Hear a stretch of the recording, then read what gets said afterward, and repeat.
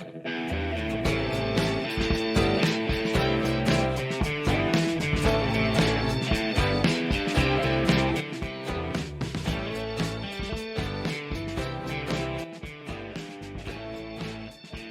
to GenX Adulting, and today we are discussing the disbursement of labor throughout the holiday season. We are actually recording this on the days between Christmas and New Year's, which to a lot of people are kind of the lost days. You don't know what day of the week it is, what date it is. You're not cooking, you're rarely cleaning, you're living in pajamas. Sometimes you change from daytime pajamas to nighttime pajamas. There's rarely any structure. I know there are people that still work during this time, so I'm actually not necessarily talking about you. A lot of people take these days off. I know Brian has these days off, and our older two took these days off. I think that's pretty common. So yes, people that work also experience the lost days between Christmas and New Year's. So we thought we would do an episode. We have had a little bit of a break because of the chaos of Christmas. And we thought we would do an episode just discussing some opinions and thoughts about the holidays, about the holiday season, and the disbursement of labor. And not just talking about Christmas. In my mind, so for me, the holiday season starts on Halloween. I know there's a lot of people that as soon as Christmas in July is over, they're decorating for fall in August. I'm not one of those. I start decorating for fall in September, but that's still pretty relaxing for me. I'm lucky enough that my older son is kind of in charge of our storage unit, and he'll come with me and get the fall bins. It's pretty relaxing through September. It's cozy. I enjoy it. We live in South Florida. It's still so hot, but I still try to bring fall in, usually towards the end of September even. Like we'll get through the first half of September. But I do know there's people that view the beginning of their quote unquote holiday season as August. But for me, where I feel I punch in to start doing the quote unquote work of the holiday season is Halloween. And I guess mentally, I kind of start preparing for Halloween in August because I start to pick up bags of candy. And so if I'm at Costco, if I'm at the stores, I'm grabbing candy and I'm sticking it aside for Halloween. So I am kind of already preparing, but that's still so low stress.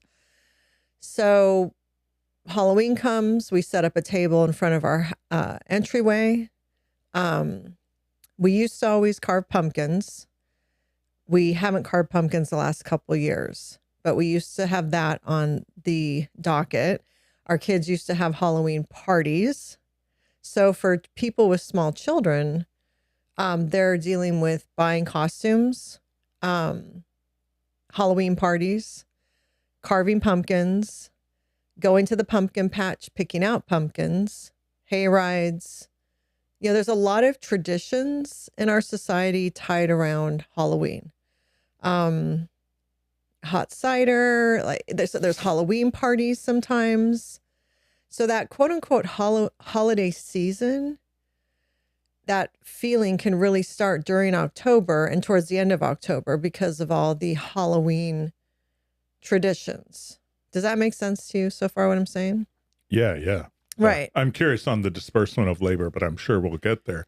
But if you think about that, think of how crazy that is. August is when you start to get into this. That's 4 months from, 4 months ago today type of thing. That's crazy. I know. And it's a mental thing, right?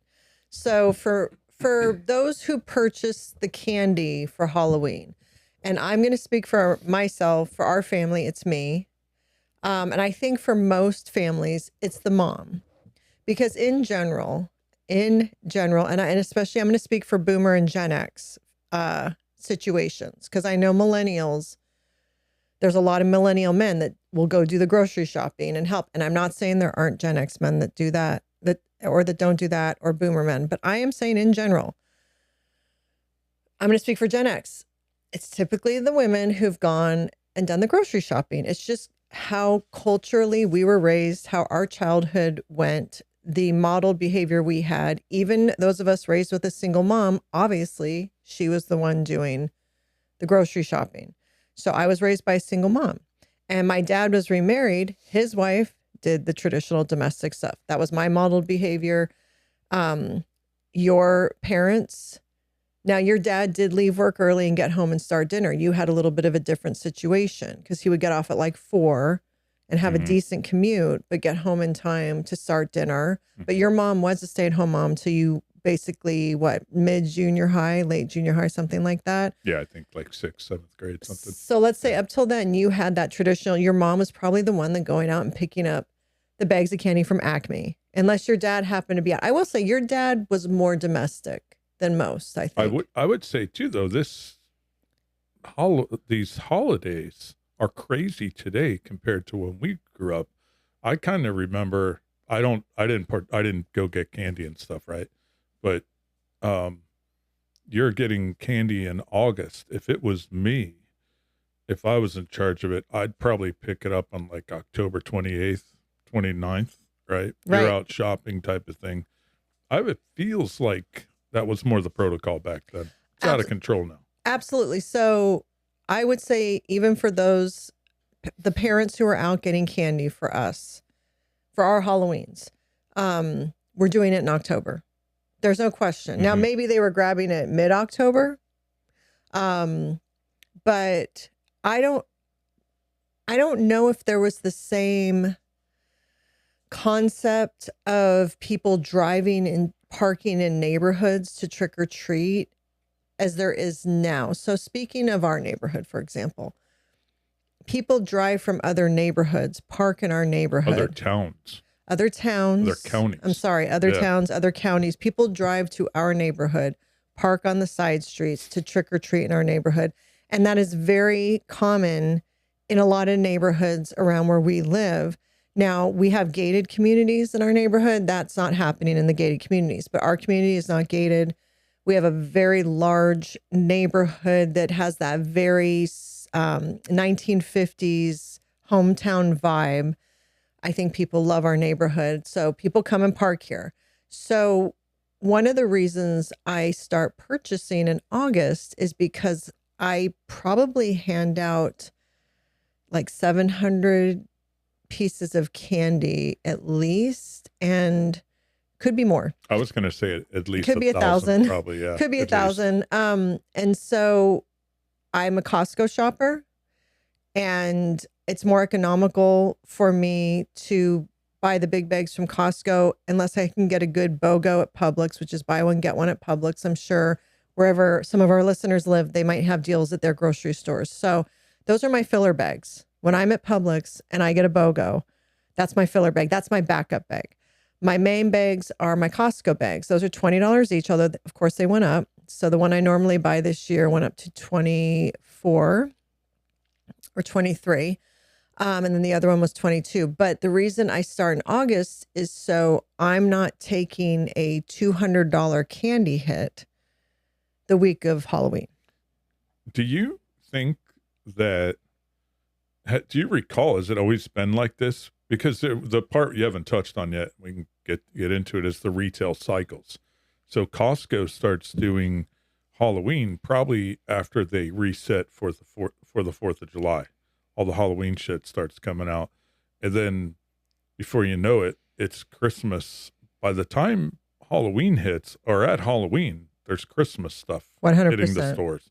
So then I'm sure there's Valentine's Day crap out now. Yeah. I don't know if I don't recall it always being like that, but as the shopper, for the older two, was this stuff going on in August? No.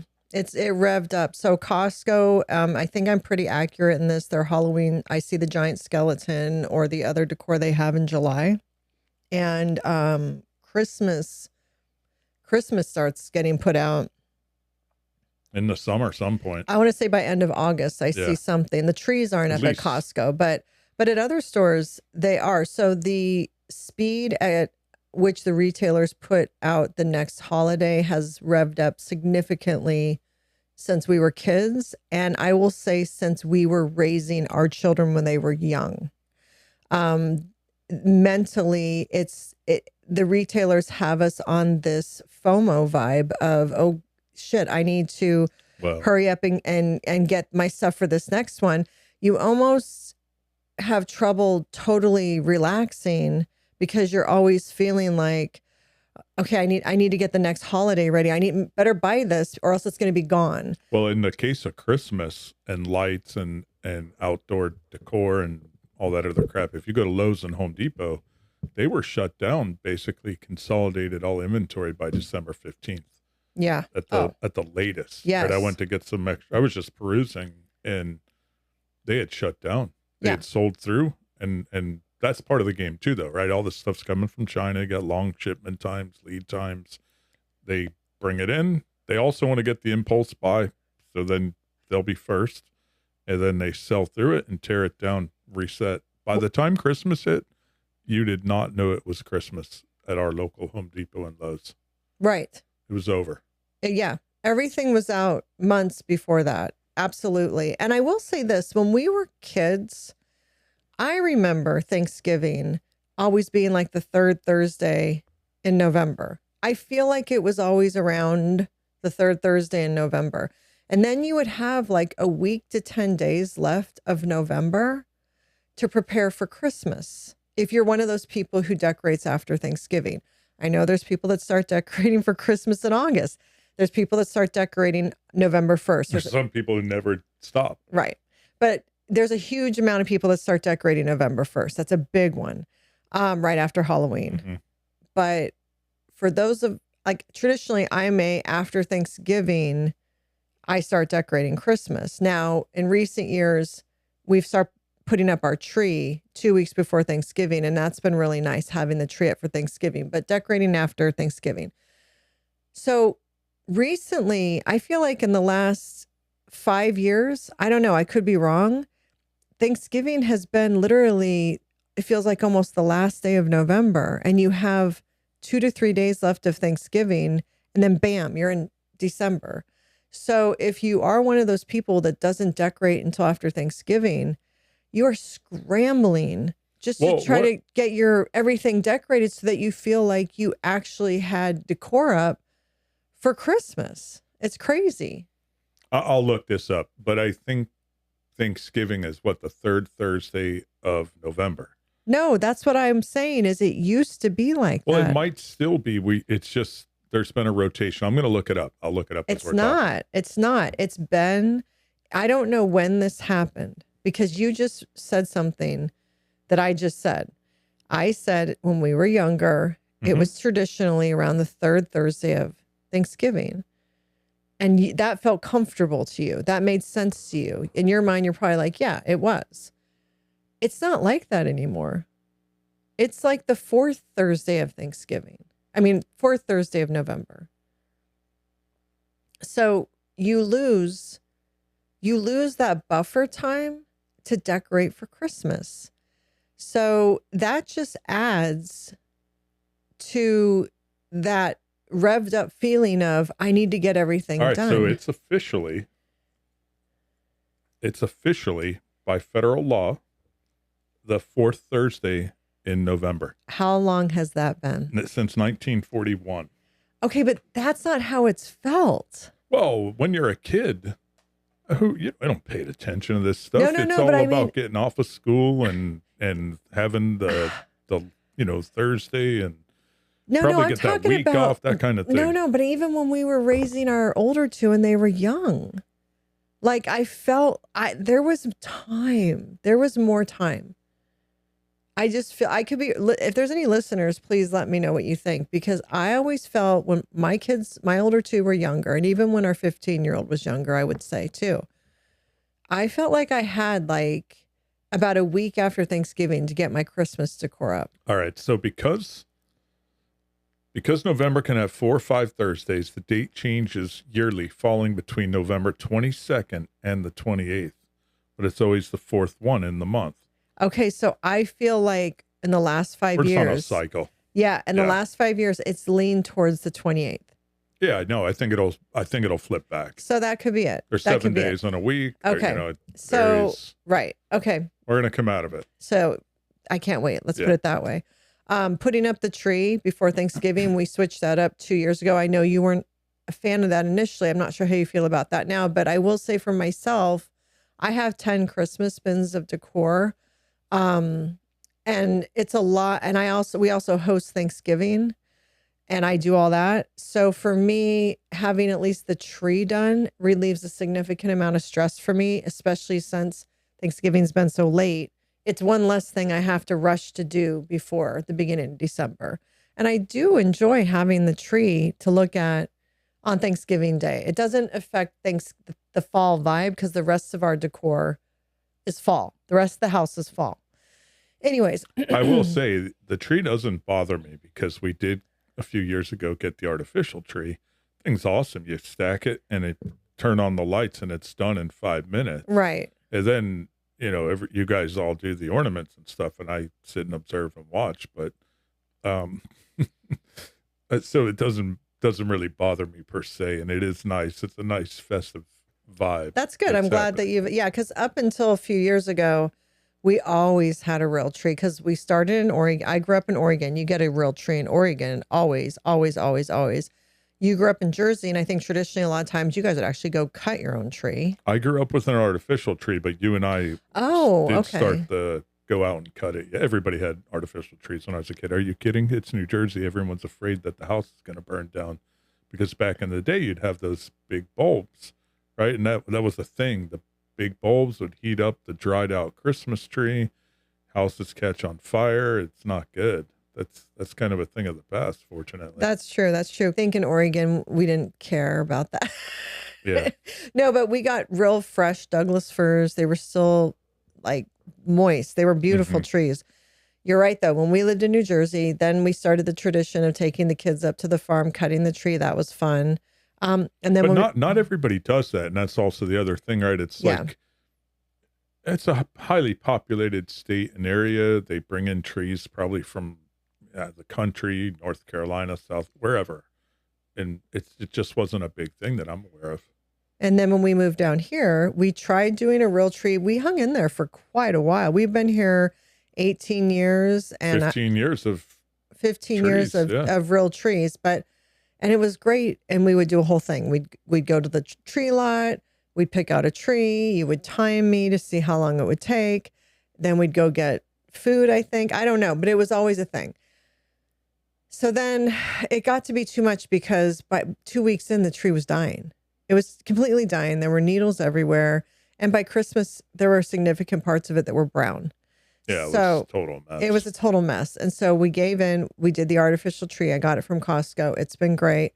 And you're right. It makes it a lot more easy. But to go back to Halloween, so the mental load.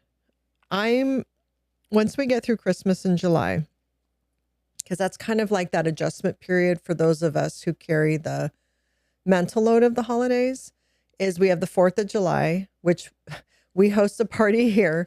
But we have the 4th of July. And then mentally, I know it's Christmas in July on all the TV. Hallmark has their movies on. I know people are starting to shop like on QVC online because there's a ton of Christmas sales in July for Christmas. So I know mentally, okay, it's going to be time. Like I am going through this. It's almost time to punch in. I'm almost there. I'm going to have to be punching in soon. So then when August comes, I'm in the back of my mind carrying the mental load of getting the candy for Halloween, It's there. It's not overwhelming me. It's not stressful, but it exists, right? And I'm sure that's true for a lot of moms who buy the candy for Halloween. And then to go back to moms who have young children, by September, when especially in the Northeast and everywhere else in the country other than here, that's when school's starting. We start in the beginning of August in Florida. It's costumes. Kids start talking about their Halloween costumes when they're little. I mean, usually by the end of September, they're starting to talk to their friends. So the moms are figuring out, okay, we got to get their costumes. I don't know how involved that is now with millennial parents. I have a feeling. I would say based on the number of kids that come here, and the quality of their costumes. Yeah. And even the parents. Yes. Right. Our Halloween's off the hook here. Yes. And the kids some of their costumes are phenomenal. And the whole family. Yeah. So I don't know if that was as prevalent. I know I didn't see parents dressed up walking there. First of all, I think it's weird. No one walked with us when we trick or treated. No. I don't think No. like as Gen Xers, when we went out, we just went out with our friends and trick or treated, and then we came back. There wasn't like a parent walking with us. It was just something we did. We went out into the neighborhood, we went to houses, and hardly anyone was outside of their house at a table. It was all knocking on the door, people opening the door, handing you one piece of candy out of their bowl. If their porch light was on, you knocked on the door. If the porch light was off, they're out of candy, or they're not home, or they're just not handing out candy. But we navigated that ourselves. We're as a group, it'd be like, where do we want to go? What are we doing? Everyone runs up, knocks on the door, they hand it out. And that's how our night was spent. And then we would come home, dump it on the floor. At least for me, I'd have to go through it. You know, my mom had a safety thing, make sure no razor blades in the apples, because that was a big thing. What was another thing that we had? Oh, that whole Tylenol debacle, right? Was back when we were kids, which got the panic going, which was the like cyanide or something. Cyanide or some shit like that. So it was like checking all the candy to make sure it's all Yeah. legit, because people gave out apples. Yeah. That's a whole nother thing. Well, here they give out water and pizza and other treats. If we're going to compare it, Yeah, but alcohol. but talking about back when we were growing up, people handed out apples. That's why there was risk. People, they would say check for razor blades in the apples. That probably sounds really weird to younger people, but you had to be worried. Do you bite into an apple? And that was the fear. Did that ever happen? I don't know. I don't know. I was about to ask you. I feel like that's like the 70s, 80s horror movies, right? Like I don't know. Friday the 13th or some weird No, shit, or it was not. Halloween. I can tell you as a horror buff, I never saw that in a movie. But so we had that in our head. Another thing that people handed out that they never hand out now are raisins. Yep. We got lots of boxes of raisins. Yep. So that's from like that silent generation, boomer generation. It was fruit, right? Because coming from the Depression, fruit would have been a beautiful commodity. Like that would have been special, sugar. So a lot of those people carried that over. They don't deal with that now. So I would say really quick, the one holiday that seems to have disappeared is Mischief Night. Like I remember trick-or-treating and going and inspecting the vandalism we did the night before, whether it was soaping up a car or TPing a house, that kind of thing. I don't know. I don't think that happens anymore. I don't know if Mischief Night happens anymore, probably because of Ring cameras. Oh, good point. And there were no cameras. And phones. Yeah. So because of Ring cameras and phones, it probably eliminated Mischief Night. Not saying stuff doesn't go down, because there is ding dong ditching that goes on in our area. It can get crazy. And in Florida, you have to be careful, because you never know who has a gun. But I don't think there is a quote unquote, our kids never had a Mischief Night. That was the best night of the year. I bet you it's because of technology that eliminated Mischief Night for sure. Maybe. So, well, at least Ring cameras. But to bring it back, so we would just go out and go on our own. Then with our kids, we went out with them and walked with them, right? So right there, we have a heavier mental load than our parents and grandparents did on Halloween, because they had the freedom to go trick or treat. We didn't give ourselves that freedom because we wanted to walk with our children. So right from the start, we're doing an extra labor that generations before us didn't have to do. But we're just walking, right? Most of us didn't dress up. Well, I remember too, the freaking preschool parties, the costume parties would go. I remember taking off of work, going over to watch a 5-minute walk around the school. Yes. And then the schools themselves did this shit, and we did it too. I remember dressing up when I went to Helen Morgan. I think we walked around the school and parents came and stuff, but not everybody's parents were there.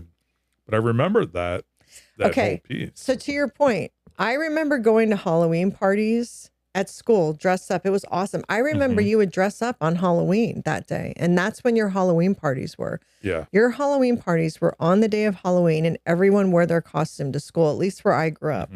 It was awesome.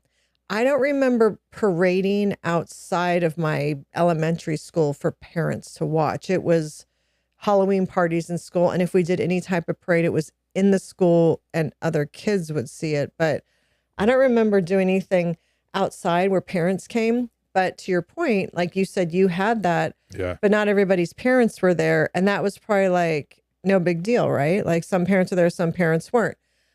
Okay, so ramp that up to when we were raising kids, our little Gen Zs. Yeah. Everyone's parents are there. Yeah. Like you took off work for 5 minutes. You took off work to not miss a 5-minute Halloween parade. Yeah. That would have been unheard of for our generation when we were kids. So again, that just shows that extra labor, mental labor, physical labor of holiday time that Gen X has that the previous parents didn't, because we put that on ourselves. We didn't want to miss anything. We're not going to miss that 5-minute costume parade outside of preschool, outside of elementary school.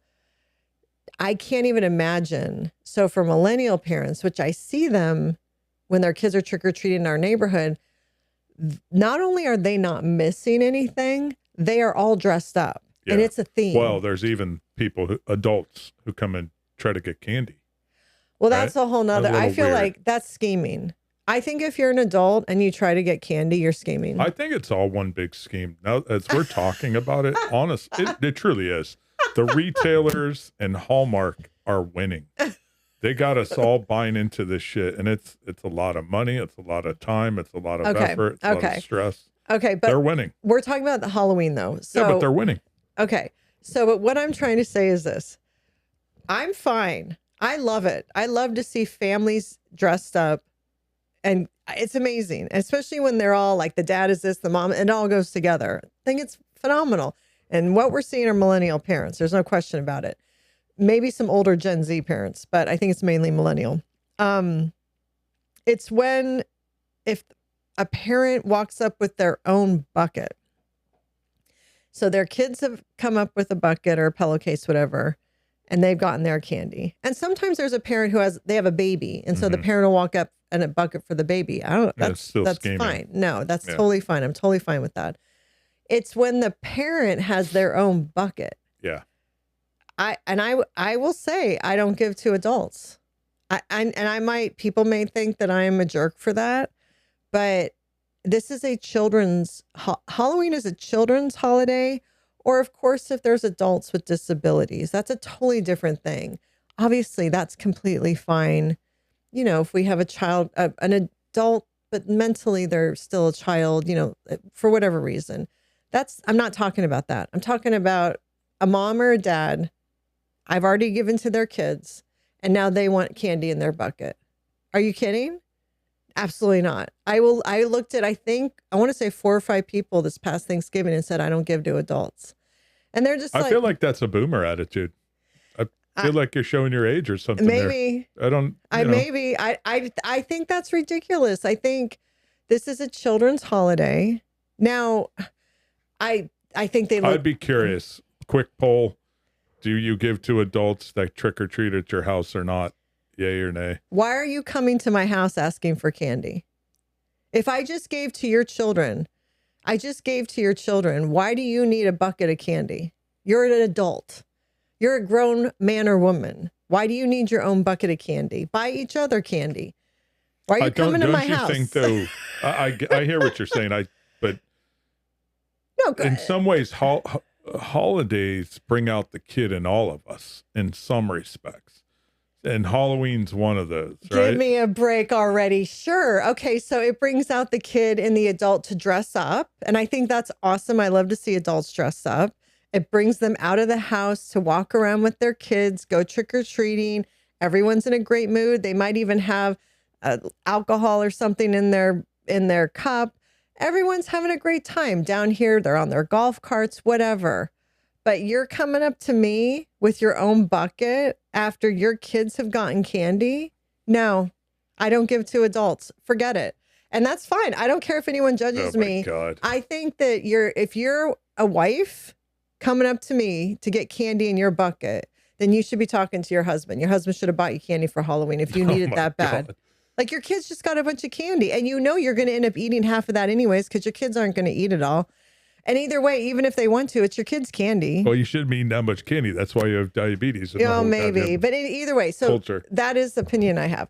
Okay, so so we have more mental load. We're buying candy earlier than generations before us. We're walking with our kids. Generations before us did not do that.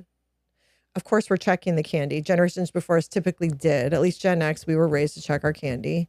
Now millennials, I think, have the pressure of everyone dresses up. I never felt that pressure. My kids never put that pressure on me. My kids never expected me to dress up with them. I think that's a thing, at least for we live and we see that's a thing. I'd be curious if that is a thing. Yeah. It has to be a universal thing. I don't know. And then I think there's a lot more Halloween parties that adults go to now than when we were adults. So I think the month of October can have a lot more social engagements that are centered around Halloween than when we were adults. Well, there's no doubt, because to your point, when we trick-or-treated, we were out and it was lawless. There was nobody at the end of their driveways or anything. Yeah. Now it's common. Even when we were in Jersey, people would be at the end of their driveways and they're in those developments, the McMansion developments. Yeah. Down at the bottom, pizza parties, friends are there. They're all getting hammered. You see it here too, right? A lot of people are at the end of their driveways or up at their steps, hanging out, getting drunk, partying, whatever. Yeah. That wasn't a thing when we were younger. No, but I agree. But I'm even talking about through the month, like people hosting Halloween parties where everyone, and then you have to have different costumes. So let's say you're invited to two different Halloween parties. You need a costume for, the Joneses Halloween party, and then you need another costume for the Franklin's Halloween party. And then you need a costume for Halloween night. I know there is a listener out there that can relate to what I'm saying. When I was working in the office, there were Halloween parties in the office. People would show up at work with these elaborate costumes. There'd be costume parties, the whole thing. Oh, our daughter, she had for Halloween, she had a Halloween costume for work. And then she had a Halloween costume for Halloween. And then I think she went to a party, but she's in her 20s. That's a little bit different. I'm talking more about parents. So parents, I think now that have young children, which would be millennials and older Gen Z. And there are Gen Xers who have children later in life. So I don't want to leave them out. There are Gen Xers with young children still that had children later in life. But I think there's even more labor involved in Halloween than when we were growing up, for sure. And even when we had young children. Well, I don't recall anybody decorating. Now everybody decorates their freaking house, right? We do. We do. It used to be like, maybe like a pumpkin thing or a scarecrow. There are always carved pumpkins, that we smash them on Mischief Night. You would smash them, yes. So no, I mean like maybe a scarecrow. I remember that, but you're right. To the elaborate degree, there was always like LEDs, the house. Yeah. Well, no, there weren't lights. Like they didn't sell lights for Halloween. No. I mean now there's LEDs. Yeah. They start selling lights probably in August. That's part of the candy haul. The purple, the neon green, and the pump and the orange. I'm telling you, the retailers and Hallmark are winning. I don't disagree with you, but to go back to, and I think they have a huge handle on this FOMO. Look at Costco, right? You can buy that 8 or 10 foot tall skeleton thing. That's what I said comes out in July. Yeah. I said they start with that and all their other stuff. Yeah, but that's pretty elaborate. It's crazy. Now and we have a lot of people in our neighborhood that have that skeleton. Yeah, I passed on it because I knew it would storing it. Yeah. And it's cool. But so there's more mental and physical labor now than ever with Halloween. I would say that. And even the night itself. And even for those of us who hand out, like those of us Gen Xers in our 50s that are handing out, it's more elaborate than when we used to hand out where people would knock on our door. Yeah. We went through that where people would knock on the door and you'd open the door. We've transitioned to a full tablecloth. I put little decor on it. I've always put a witch's hat on, but I sit out there. I eat dinner usually because I will start as early as 5:30 or 6. You've dressed up before and had like a chain. We've had fog machines. We've had sounds, strobe lights. Like we've amped it up because everyone else is. So we're like wanting to maintain the vibe. It's also a survival mechanism. You can't have the dogs going nuts every 2 minutes. There's just constant flow. When you have 7 to 100 to 1,000 kids out there, there's no break. Yes. It's one large group after another. Yes. You just got to be out there. Okay. So if you just take Halloween and fall, that starts as early as August, at least with the mental load for some to buy candy like me. For some, they start decorating for fall and Halloween. You go through August, you go through September, and now you're in October. People with young children have been dealing with getting costumes, also possibly their own costumes, because it all has to be coordinated. What costumes they're going to wear to different parties. I'm exhausted just talking about it. If they're invited to multiple parties, what their setup's going to look like. If you have to walk with young children, who's going to hand out candy at your house? For us, it was my mom. So you have to have someone that's going to maintain. And if you don't have a grandparent that can do that or an older sibling, then one parent is walking with the children and one parent is at the house. So you've split now. So now one parent's managing all the kids and one parent's managing the home front. That's mental and physical labor. Okay. You have all that. That's just Halloween. Now, back it up to September. For those of us who host Thanksgiving, we start thinking about that in September because we have to now go through mentally, okay, what do I make again? Okay. And you just start thinking about it in your head. Okay, I need to, and then you're at the stores and you're like, oh, okay, I'm going to grab marshmallows. Oh, okay, I'm going to grab evaporated milk. I'm going to grab canned pumpkin. Oh, that's on sale. I'm going to grab green beans. You're doing that through September and October. And then when November hits, it's on like if you haven't already, the beginning of November, you are pulling out all your recipes that you traditionally make. You're going through line by line. What have I bought? What haven't I bought? And then you're doing your big grocery shopping. Like, I need to get this. It's like we're down to the wire now. And by the time you hit November is when you're like, okay, I actually have to get everything. So you're spending a good part of November just purchasing food to make. And now for me, I have all my traditional dishes and I've printed them out. So it's kind of like a paper clip together Thanksgiving Bible in a way. And I lay them out and I look at the ingredients and I make my lists. But I've started picking stuff up in September. So some things I'm like, I got it. That doesn't include just the ingredients. Now, if you're hosting, you need soda, you need sparkling water if you serve that. If you provide alcohol, you need to get the alcohol. We personally, in the last few years, have gotten some wine, but we tell our kids, our older two, bring what you want to drink, and they bring stuff. We host some of their friends at Thanksgiving. They also bring some stuff. But in the past, we used to buy all the alcohol because we also drank. And then you have to start thinking about when are you going to start making stuff. So cranberries can be made a week and a half in advance. You can even freeze it. So you go through these dishes that you make, and then you correlate what days on the calendar you're going to make them. And so your month of November is pretty much shopping. And what days am I cooking this? Also, when is the house getting cleaned? When am I setting up the tables, including the tablecloths, the china, everything? What day is that going to be out? That has started in September while you're also carrying the load of Halloween. So you're layered. You got 2 layers going on, all while trying to be present in the moment, right? Now, for those who travel for Thanksgiving, go to someone else's house. Typically, a lot of times you're asked to bring something. So the pressure isn't as hard on you, right? You maybe just have to do an appetizer. Those people, I will say, have it easier. The people that go to other people's houses do have it easier. They're not doing the whole production of Thanksgiving, right? Yeah, it's nothing. So the difference in the mental and physical load versus if you're hosting Thanksgiving and not, there's a difference there. Mm-hmm. There isn't as much of a difference with Halloween as much, although people that are in the hardcore young children have it heavier, but we all kind of are managing. Thanksgiving, there's more of a difference if you're hosting or not. But if you have to get on a plane, I wouldn't do it. or if you do, or drive a road trip that week, that is a mental and physical load. That is to carry. That is heavy. That can mess up your whole week. Plus, now you're not staying at your house, so you're not sleeping well.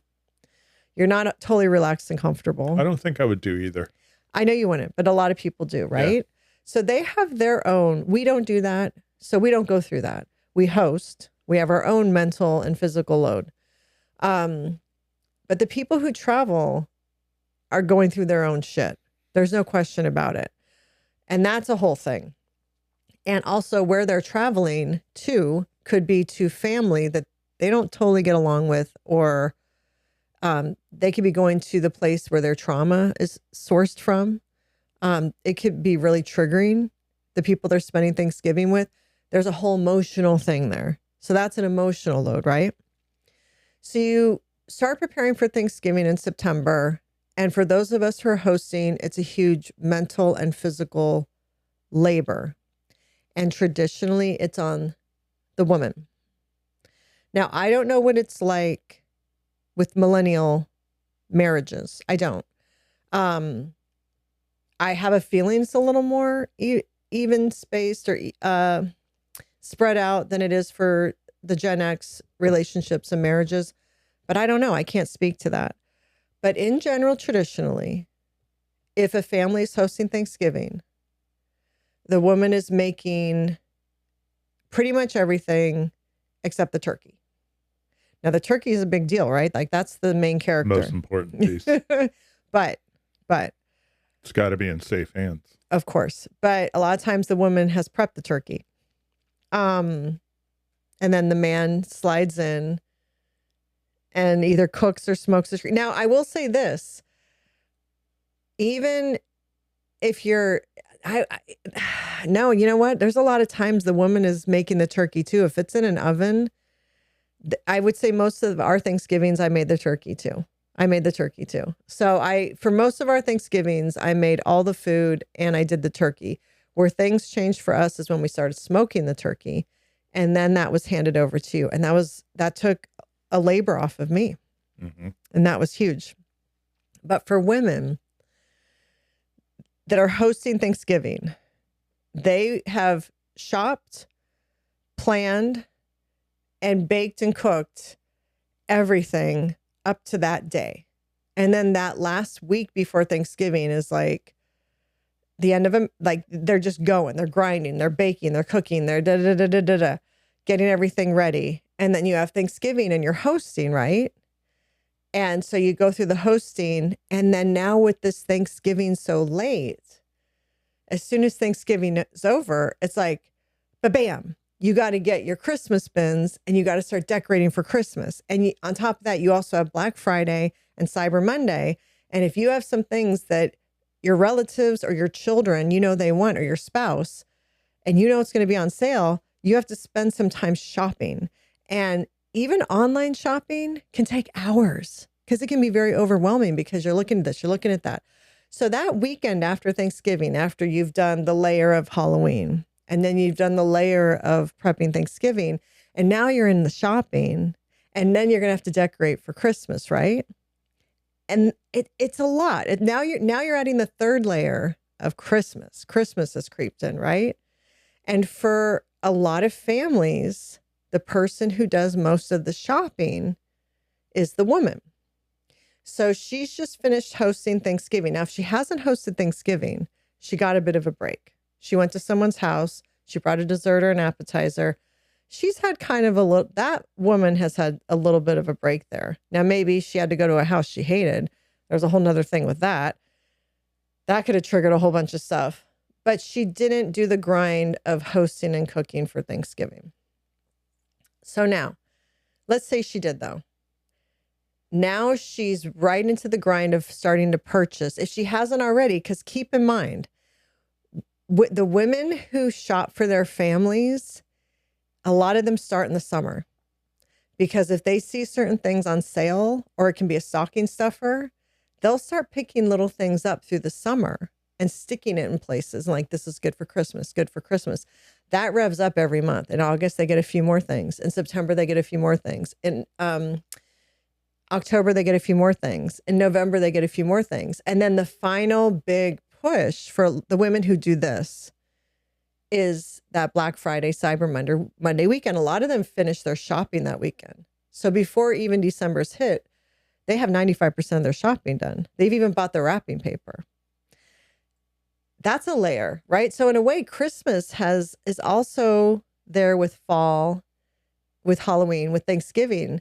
You almost have all three holidays kicking in around August, if that makes sense. In one way or another, they are presenting themselves to the woman who's kind of in charge of it all. So she spends a good part of that year, those 4 months, really thinking. We're talking about mental load here, thinking about, it's like moving pieces of those holidays. Do you know anybody who does all this that you're talking about? Yes. Or is this just you? No, I know a lot of women that do this. A lot of women that do this. Now I know women who don't host Thanksgiving, or they may be in situations they cater it in. So one of the reasons that Thanksgiving also we can't really cut many corners is I'm gluten-free and our daughter's gluten-free. You can't really have that catered in. And I have a feeling if you did, it'd be very expensive. So everything has to be made. Now, could I have someone bring something like one of the side dishes? If I could trust they would make it gluten-free, yeah. And we did have our daughter's friends come this year, and she's gluten-free. And so if she comes next year, I could actually ask her to make something. She did make a great brie appetizer that was so tasty, with gluten-free phyllo dough, and it was so good. But yes, most of the women I know are managing all these things. And I see many women on social media that are managing all these things. Okay. So you get through Thanksgiving. I'm calling it a marathon. It's the holiday marathon. So you've been running it now for months, but now it's the big show. It's December. And for women who have small children, they made Halloween. It was totally immersive for them. Costumes, all that. They were in it. Even if they didn't host Thanksgiving, they had to drag those children somewhere. That's a whole thing. And they have to shop for all these little children. You know, especially if you have multiples, you're shopping for multiple stockings, multiple kids. They all want different things, plus your spouse. We're not even touching on the fact that most women, I'm not going to say most, there are a lot of women who buy the gifts for their husband's family. There are a lot of women who buy the gifts for their husband's family. So she's buying for her children, she's buying for her spouse, she's buying for her family, and then she's buying for her husband's family. If she isn't one of those women that's been picking up stuff since August, she's just starting on Black Friday, Cyber Monday. So the stress is real. Whether she's finishing that weekend or starting that weekend, that's a big weekend. And guess what? December 1st is Cyber Monday this year. So you are trying to take care of Christmas shopping, but hey, also you need to decorate because it's already December. Hello?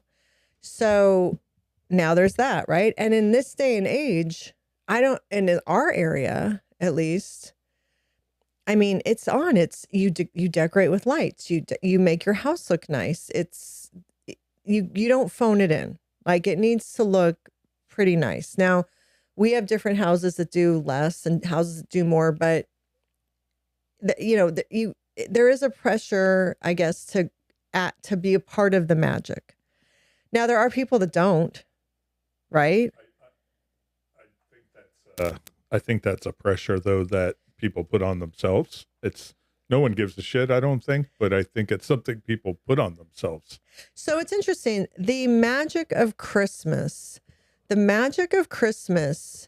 happens because of work.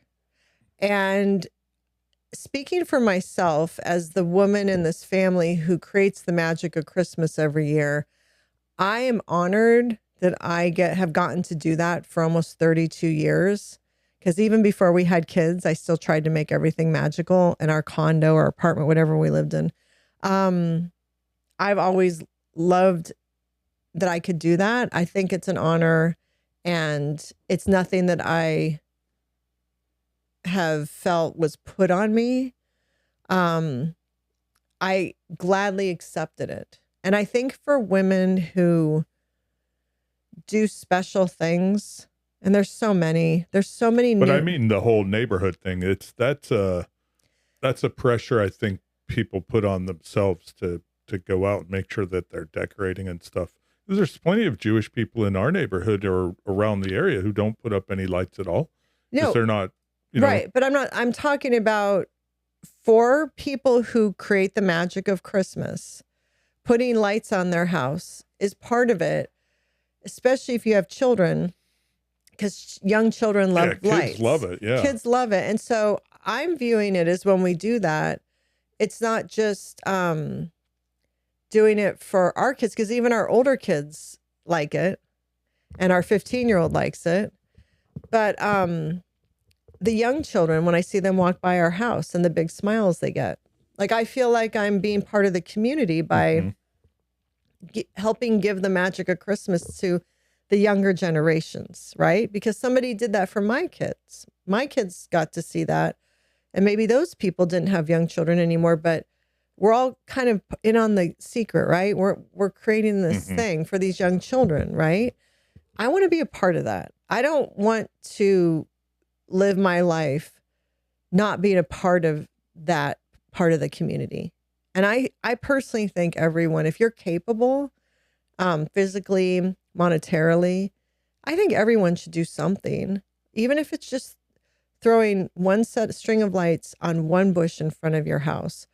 If everyone did a little bit, you're creating that magic. And it isn't just for young children, because everyone feels it, because all of our inner childs remember that feeling, that excitement of Santa's coming, we're getting ready. So that's there. The whole outdoor lights, as much as our children love it, it's a way of giving back. That's how I view it. It's a way of giving back. It's giving to my family, but I'm also giving to other families. And Christmas can be such a lonely time for some people, and a melancholy time and a nostalgic time, and bring up a lot of sadness. And so I honestly think Christmas lights if that could be the only thing for some people that actually made them smile that day or brought them any type of good feeling inside of themselves. They could be just drudging through the Christmas season, and that's their one reprieve, is they saw some cool lights.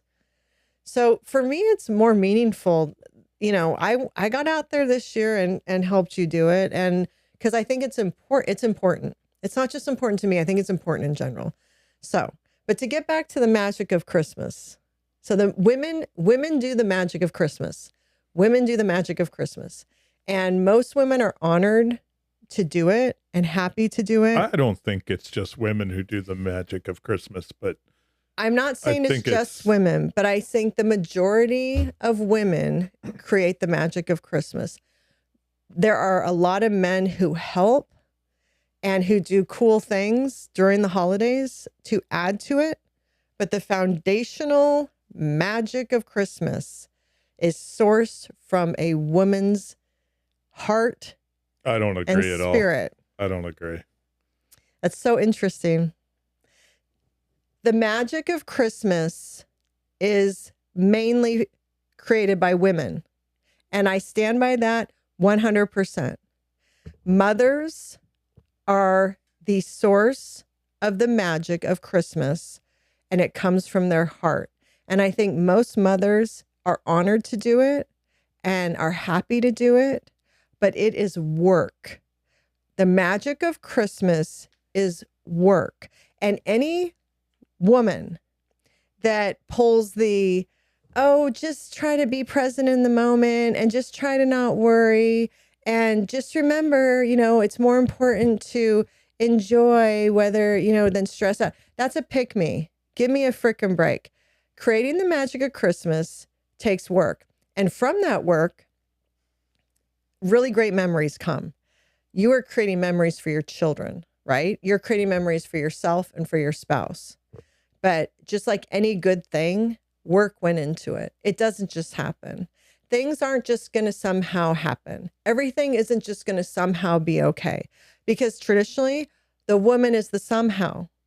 So in general, and I know I'm speaking in generalities, and I know there's going to be men that are going to be pissed off at what I'm saying, but in general, women do the shopping, women plan the activities, women decorate the home, women make sure the tree gets in and decorated, women do the baking, women do the cooking. Women make sure that her spouse's stocking is stuffed year after year. I can't tell you how many moms' stockings do not get stuffed. And I know there's women out there who don't even get gifts bought. Their husband hasn't bought them gifts. Like this happens where she has spent a month or longer creating all this really cool shit for her family and has loved doing it. It's not that she's like, women in general love to do this for their family, but they want to feel some appreciation. They want to feel seen. Not that it's an exchange, but they want to feel that they're appreciated for this work that was put in and that it's recognized in some way. And the least their spouse can do is buy them Christmas gifts and fill their stocking. You think that there's women out there in family situations that don't receive gifts for Christmas? Yes, from their spouse. From their spouse. Guys, that's terrible. That's terrible. I buy gifts. I enjoy it, but that's terrible. There are even... How is that possible? How is that even possible? If you're married to someone and you have kids and there's a family, hell, even if you have just a girlfriend or a wife, you got to, if you celebrate, you have to get something. It happens. That's crazy. And it happens a lot. And even more so, there are so many women whose stockings do not get filled. You're a lucky girl, aren't you? Okay. Well, let's put it this way. My stocking did not get filled by you for many years. That's not true. No, my stocking got filled by me and my mom. That's because you put nuts and tangerines or whatever, shit like that. No, it wasn't. I get the goods. It wasn't for lack of generosity. I think it was, to be honest with you, just being a Gen X woman, it was easier for me to buy stuff I wanted for my stocking, and then my mom would buy stuff for me. And I honestly never thought about saying to you, get some stuff from my stocking, and you didn't think about doing it. And then it was just in the last, I want to say 5 years or so where it's like, you've gotten some stuff from my stocking. I filled it this year. Then it was so full that one of the things I got you got taken out. But you have always you've taken more than care of me at Christmas. And I know you're appalled right now thinking that there's men that haven't bought their wives gifts, but it happens. It happens. So you have a lot of women out there that have been busting their ass with these layers of holiday, Halloween, Thanksgiving. Now we're at Christmas, and the whole Christmas, there's so much that goes along with Christmas. There's socializing. And if you have young children, they all have Christmas parties. And if you have a kid that has a birthday in December, that's a whole nother freaking thing that's thrown at you.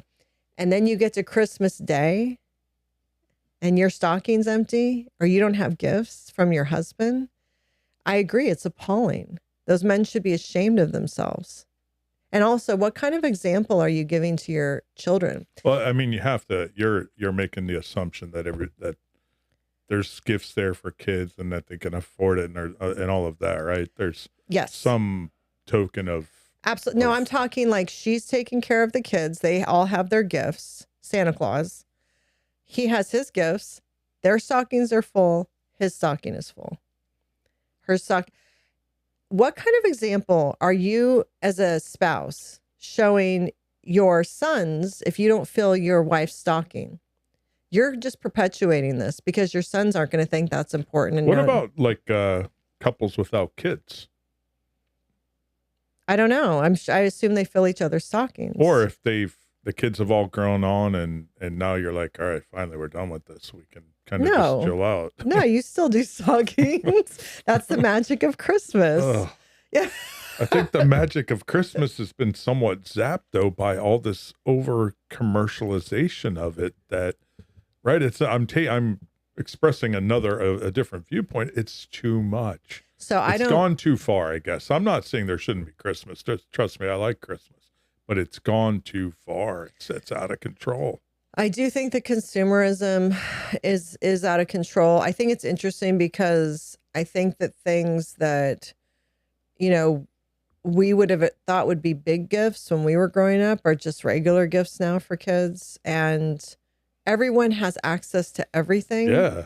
You know what I mean? Like, do you remember when it was a big deal to buy a big screen TV? Yeah. And like only a few people actually had one? Yeah. Now it's like, it's just normal. Everyone has one. Yeah. So, I'll tell you, I will show you my favorite gift. Well, I don't want to say favorite. If you're watching on YouTube. If you're watching on YouTube, maybe a short, I guess we won't do a short of this, but this is one of my favorite gifts this year. And it's I guess it's a photograph of Kai and I when she got roller skates and I had roller blades. Us out. This is a great idea. So it's a photo. It's taken from a photo when Kaya was younger and she was roller skating. You're rollerblading and you guys are holding hands. And I took that picture of you guys from the back. She took that picture and sent it to a t-shirt company and they superimposed this design. I think it's clever. No, it's great. No, and that's sentimental, right? Mm-hmm. So, and there's sentiment. I think that should be a new direction on all of this stuff, right? There's so many, to your point, TVs, Xboxes, phones, whatever it is, right? It's thousands of dollars are spent. A lot of people they overspend. A lot of people go into debt, and overspend just to keep up with the Joneses. There should be this movement to go back. Okay, but like here's handmade things, hand carved. Like Etsy's a great example. A lot of people do have Etsy shops. Great way to support local communities instead of a bunch of crap from barges from China. Yes, I understand that. But when you have children, it's just not reality. No, I get it. Because also children have social media. And so talk about keeping up with the Joneses. Those kids are plugged into keeping up with everyone all the time. It never ends. So unless the whole collective of parents made that decision. I'm calling for it. I'm calling for that movement now. Yes, but that's easy for you to say because we've already raised our youngest is 15 and we were part of that. We were part of it this Christmas. Yes. Like we are a part of it too because no one wants their children to feel left out or that they didn't get something that everyone has, which makes them feel left out. It's an emotional thing. Everyone wants to make sure their kids are okay. When it really comes down, this is why I say the retailers are winning and Hallmark's winning because it's emotional and it's not practical. Remember when I talked about empathy a few episodes ago and how politicians can use empathy against people? Retailers use empathy against people because we feel what our children will feel if they don't get that thing. And so we purchase it for them. Now, I will say there is a group, obviously, of parents who give their kids stuff just to one up and for clout, right? Like that's a whole nother thing. And unfortunately, those people usually are the ones that start this whole problem because Johnny got this. Yeah, 100%. So now Timmy wants this and now Jimmy wants this and now everybody wants this. And now you're trying to figure out how to get that thing that family could or could not afford. Who knows? But they decided to make this astronomical purchase for a 10-year-old. And now everyone's 10-year-old wants it when it's not real. It's not real. Yeah. So parents start this, whether they're trying to clout chase, flex, new money does a lot of this shit. Where they're, wealth whispers, just a heads up, wealth whispers. But what's that mean? Meaning old money and people who are truly wealthy aren't out there being obnoxious with their money. There's people who look like they could be, working in your garden and they're the ones that are the most wealthy type of, But my point is it's a perpetual cycle and we were a part of it too. because you don't, it's an emotional thing. And it probably ties back to our own childhood. There were probably so many times that we felt left out. And I know I can speak for myself. I grew up in a very affluent area. I had a single mom. And sure, my dad was a doctor in Michigan, but it did not mean that translated to me having a lot of stuff all the time. And so there was a lot of things I didn't have that every peer around me did. And it sucked. It sucked. Do you not think that I haven't transferred that sometimes to my own children? Oh, I definitely. You too, though. There's things you and I have talked about this before we even had kids, that there were things you wanted and you got, and it made your life easier. And you feel that you wanted that for your children. If they want a pair of shoes and it makes their life easier, you're buying that pair of shoes. I think so many parents feel that way. And so you're right. The retailers have us by the balls, just like entertainment does with movies. Disney does. Because all these kids are going to want to go see the movie, whether the parents feel comfortable with that movie or not, or want to go to that theater or not. I think that's changing. But yeah, maybe. So either way, that does play into Christmas. Absolutely. So there's the stress of that. Because I just got done talking about the moms, right? And I know this sounds very old school type shit, like the mom shopping, the dad's working. Because I know that most moms are also working outside the home, and they're purchasing things with money they've made. So it's not just all the dad making the money, right? But even if that's the case, the dad still has the monetary stress of the holidays. So both of them, if they're both working, have the monetary stress of the holidays. She's got the monetary stress of the holidays, plus everything else tied to the holidays: the emotional labor, the mental labor, the physical labor. In general, the dad has the monetary stress of the holiday labor. And that can be incredibly stressful. That can be, especially if they're not in the best financial situation, but he knows this has to happen. And so he's going through, he may be edgy. He may lose his temper.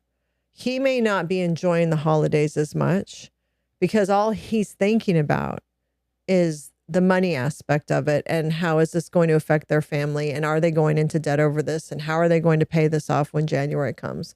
And so she has, if she's working outside the home, the monetary stress, and then all the mental stress, the physical stress, the emotional stress, creating the entire magic of Christmas. He's got this huge monetary stress, right? And now, do you not think arguments are going to happen? Well, you have the stress of the mom making magic too. It's very stressful on the family unit. Then he's also, because in some ways, then this goes back to, sometimes I think, like, if there's some issues or things are lacking in general the rest of the year in the relationship, the holidays can amplify it. So if she needs help, and let's say he never really helps, in the holidays is when she really needs help, and he's still doing his old habits, that's when a really big blowout could happen. You know, with if that makes sense, is that because everything you just described, I'm getting stressed just listening to the calendar starting in August, right? And it's crazy. Yeah. I find these holidays very stressful because I typically will hold off I'm off from work, right? And then it's time to chill. But then there's all these activities, like whatever it might be, shopping, going out to dinner, getting stuff ready. It adds up. It's a lot. Well, so what's interesting is what you just described is where you, let's say you personally, what you participated in was shopping the day before Christmas Eve and going out to dinner on Christmas Eve. Those two things just stress. You just said that was a lot. It is a lot. You shouldn't be out in the masses doing any of that stuff. It's almost like traveling, right? You say, I wouldn't travel for Thanksgiving. It's too stressful. You're out there with Joe Public. Okay, I just don't think you even understand what you just said. Let's just take us. I have been doing stuff since August, right? Let's just take that, right? And no, let me just finish. Osmotically, I have been too. Okay, well, that's because you live with me and you feel that you've had to absorb the energy from that, right? Yes, it's a lot. Which I would think is the least you could do, right? But anyways, so let's say there's, let's say 500. There's a lot for me that I've been dealing with. You had 2. No. And I think that's what it comes down to. I really do. I think that's where the resentment builds. And I'm not going to totally personalize this, but what I'm saying is I know there's a lot of women that do all the things. And it could start in August, September, October, whatever, November. Or there's women that start at the beginning of December. But either way, if you're talking Christmas, most of them are pulling together that magic of Christmas, whether they started in August or they started December 1st or they started December 15th, but they're pulling it together. It's happening. And we're talking about mothers, just to be clear, because mothers are going to do that for their children. I mean, of course, there's shitty mothers, but I'm talking about in general. Mothers are going to make sure that their children have Christmas memories, that Santa is coming and it's going to be great. Now, there's a lot. And if it's not great, we got a problem. Well, what's interesting is you better enjoy your Christmas. No. What's interesting is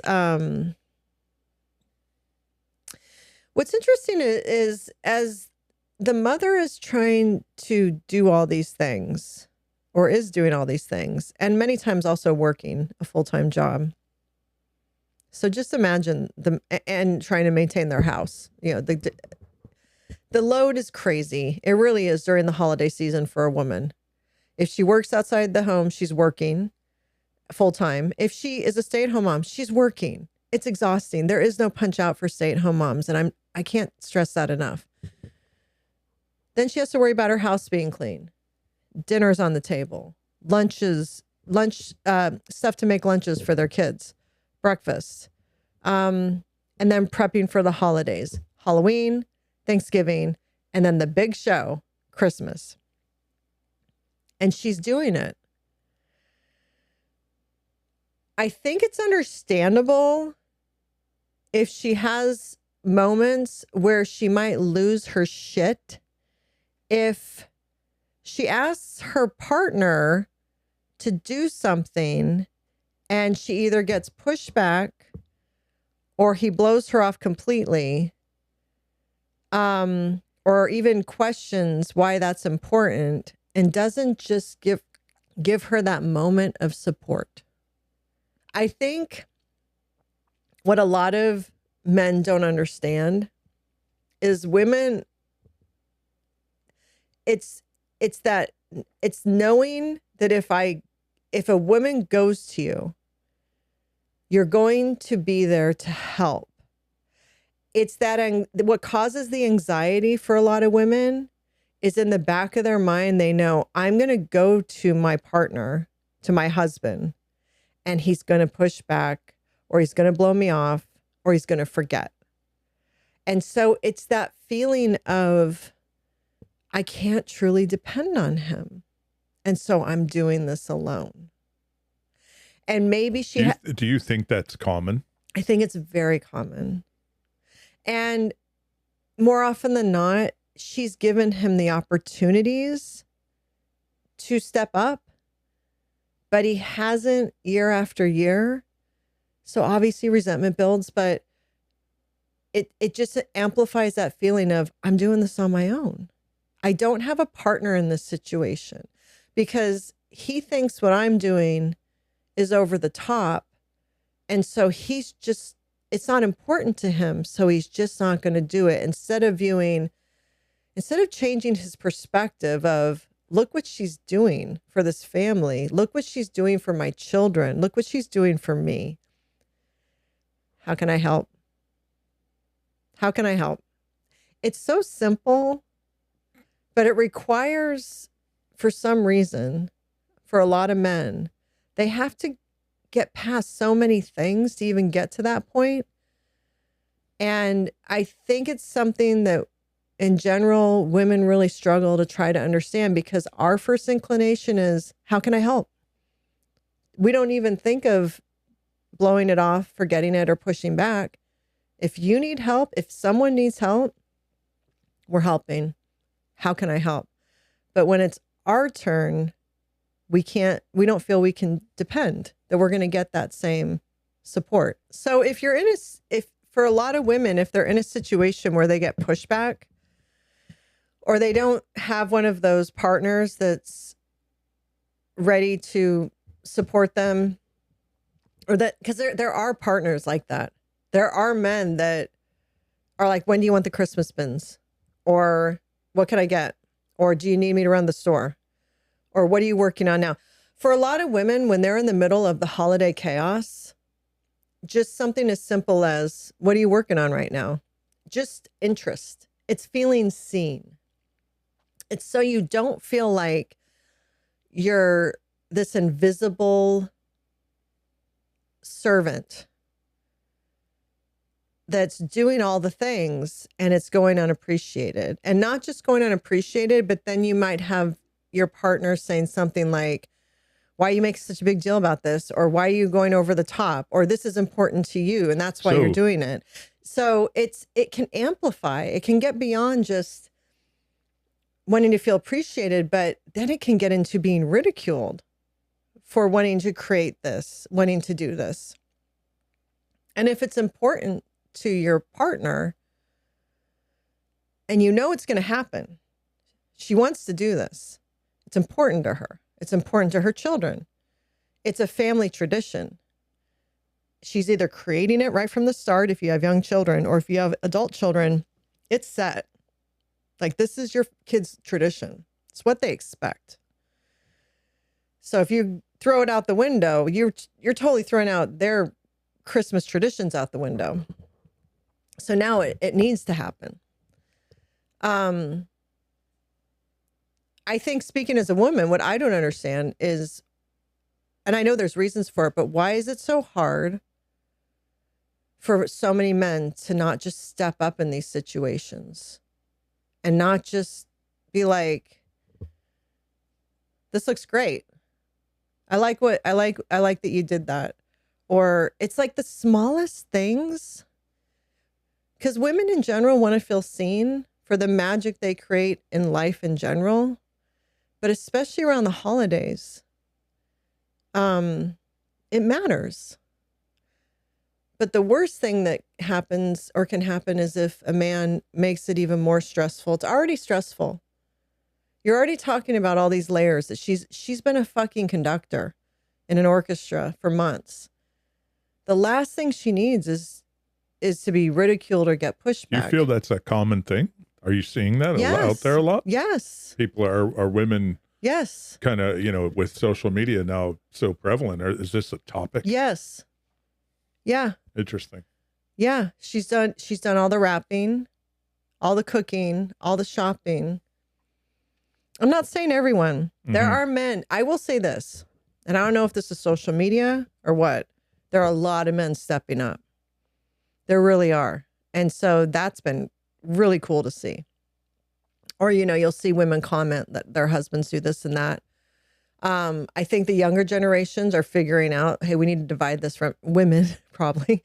We need to divide this from the start. That's smart. If you're a young person listening to this, decide how you kind of want your holiday traditions to look, and then assign who's going to do what. Make an agreement as partners. Okay, I will do the baking. Probably a good idea. Yeah. Be like, I'll do the baking, but you need to go pick out the wrapping paper. Because I can't tell you the decision fatigue that goes with the holidays. For women. I'm going to say for women. Do you think, you wrap people's gifts in different wrapping paper? Is that common? There are people who do that. Yeah. So what Brian's talking about, one of our traditions is Santa gives each of the kids their gifts in their own wrapping paper. So like our daughter would have wrapping paper, let's say all in Barbie, and our one son would have all Spider-Man, and our other son would have all Batman or Hot Wheels, whatever. And it's whatever they're into that year. And we still do it. So this year, our daughter ran a marathon. Her wrapping paper was Santa running a marathon. And our older son and younger son coached a basketball team together. So I got custom wrapping paper that says best coach and their names and the year. And I did Maryland crab for my son's girlfriend because she's from Maryland. And I will say why it's easier. This is a tip. No name tags. Mm-hmm. There is no to so-and-so from Santa, to so-and-so from Santa, to so-and-so from Santa, to so-and-so from Santa. It's just you wrap it and you put it out. Or Santa puts it out. But so for me, it simplified things. That was actually a step I took to simplify things. Mm-hmm. Is I didn't have to do the stupid name. I hate writing the name tags. I have horrendous handwriting. And it's almost like you reach a point where you're so tired that writing a name tag is like, I wish I could take a Sharpie and just write their name on it and just like whoever I'm giving it to. You can. I know. I might next year. I might just write mom. What about just pivoting to gift bags? You know, I think it's a beautiful thing. I don't mind it, but I think for the kids, I know for our kids, it adds to their Christmas. They actually want to know what they're excited to see what their paper I agree. is. They enjoy seeing what the paper is. For yeah. Sure. So if you decide to do that for anyone starting out or whatever, one regret I have is I didn't keep a scrap of each wrapping paper and put it in like a scrapbook because it shows you what they were into that year. If I could go back, I would have it on video. Yeah, but I would have kept a scrap. So, I think I don't know. I think that I think women create the magic of Christmas, and I think many women are honored to do it. It's not a complaint thing. It's not I have to create the magic of Christmas again. It's that they're going to create the magic of Christmas, and so the least their partner or husband should do is make sure they feel seen while they're doing it. And if it's, what can I get from the store from you? Come on, guys, step up. What can I do to help? What can I do to help is people don't get that. That's like saying, I love you. How can I help you? Makes a woman feel like he just said, I love you.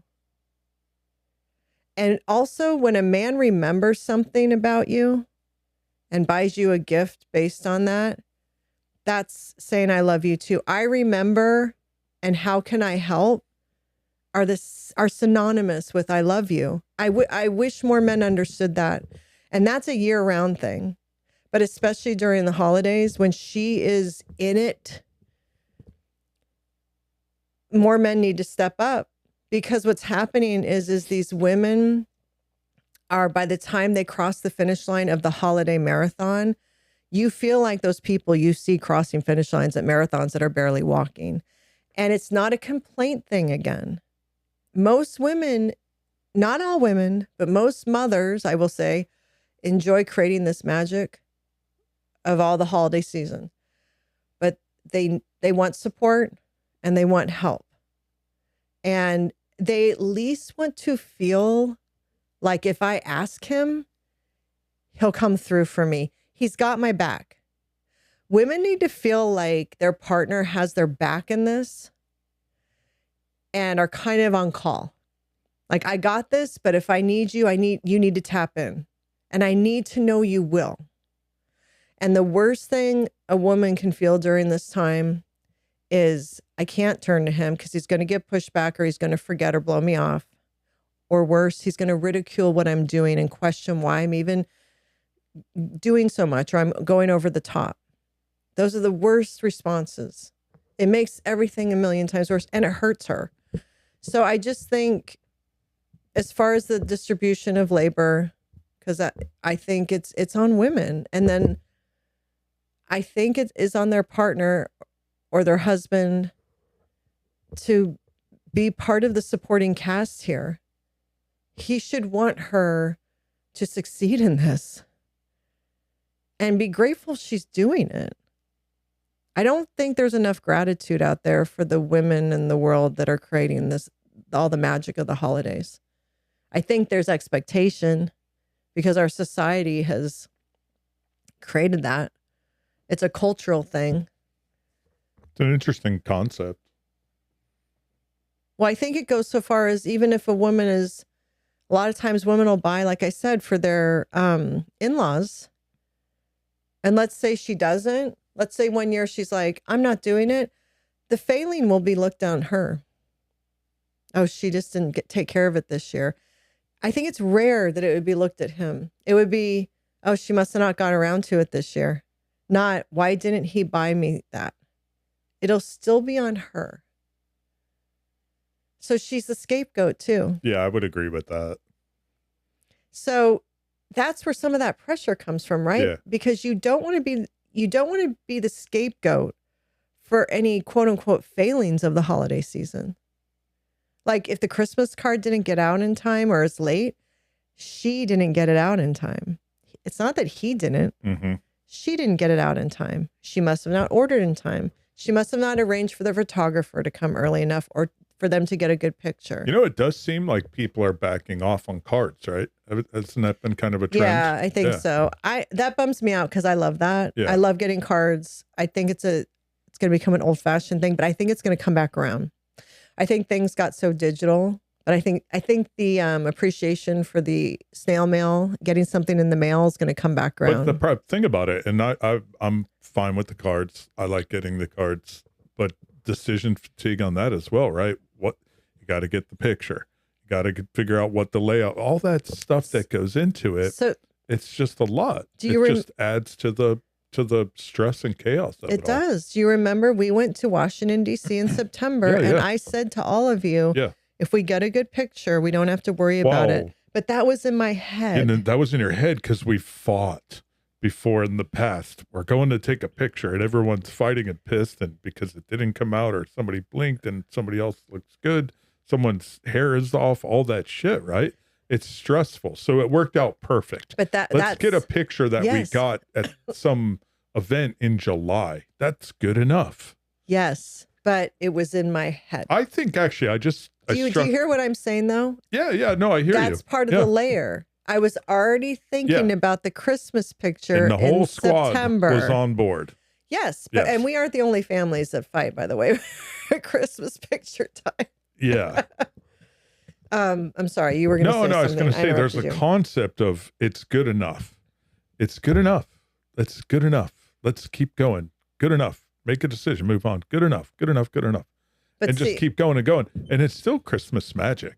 I think you can still have it. But some things are just good enough.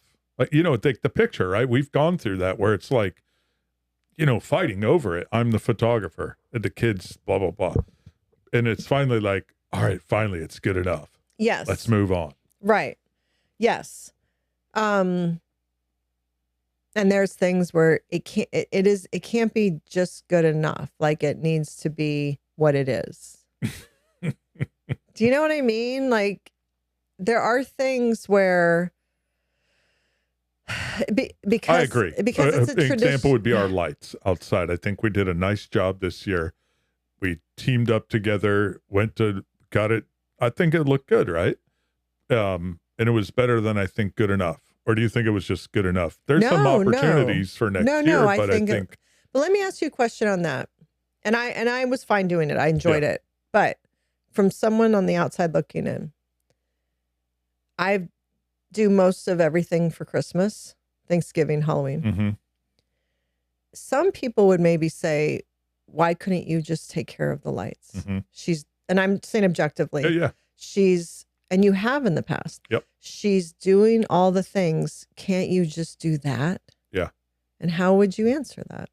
I'm kind of done with it. I've always done the lights. I've been doing lights since I was 15 or 14 years old.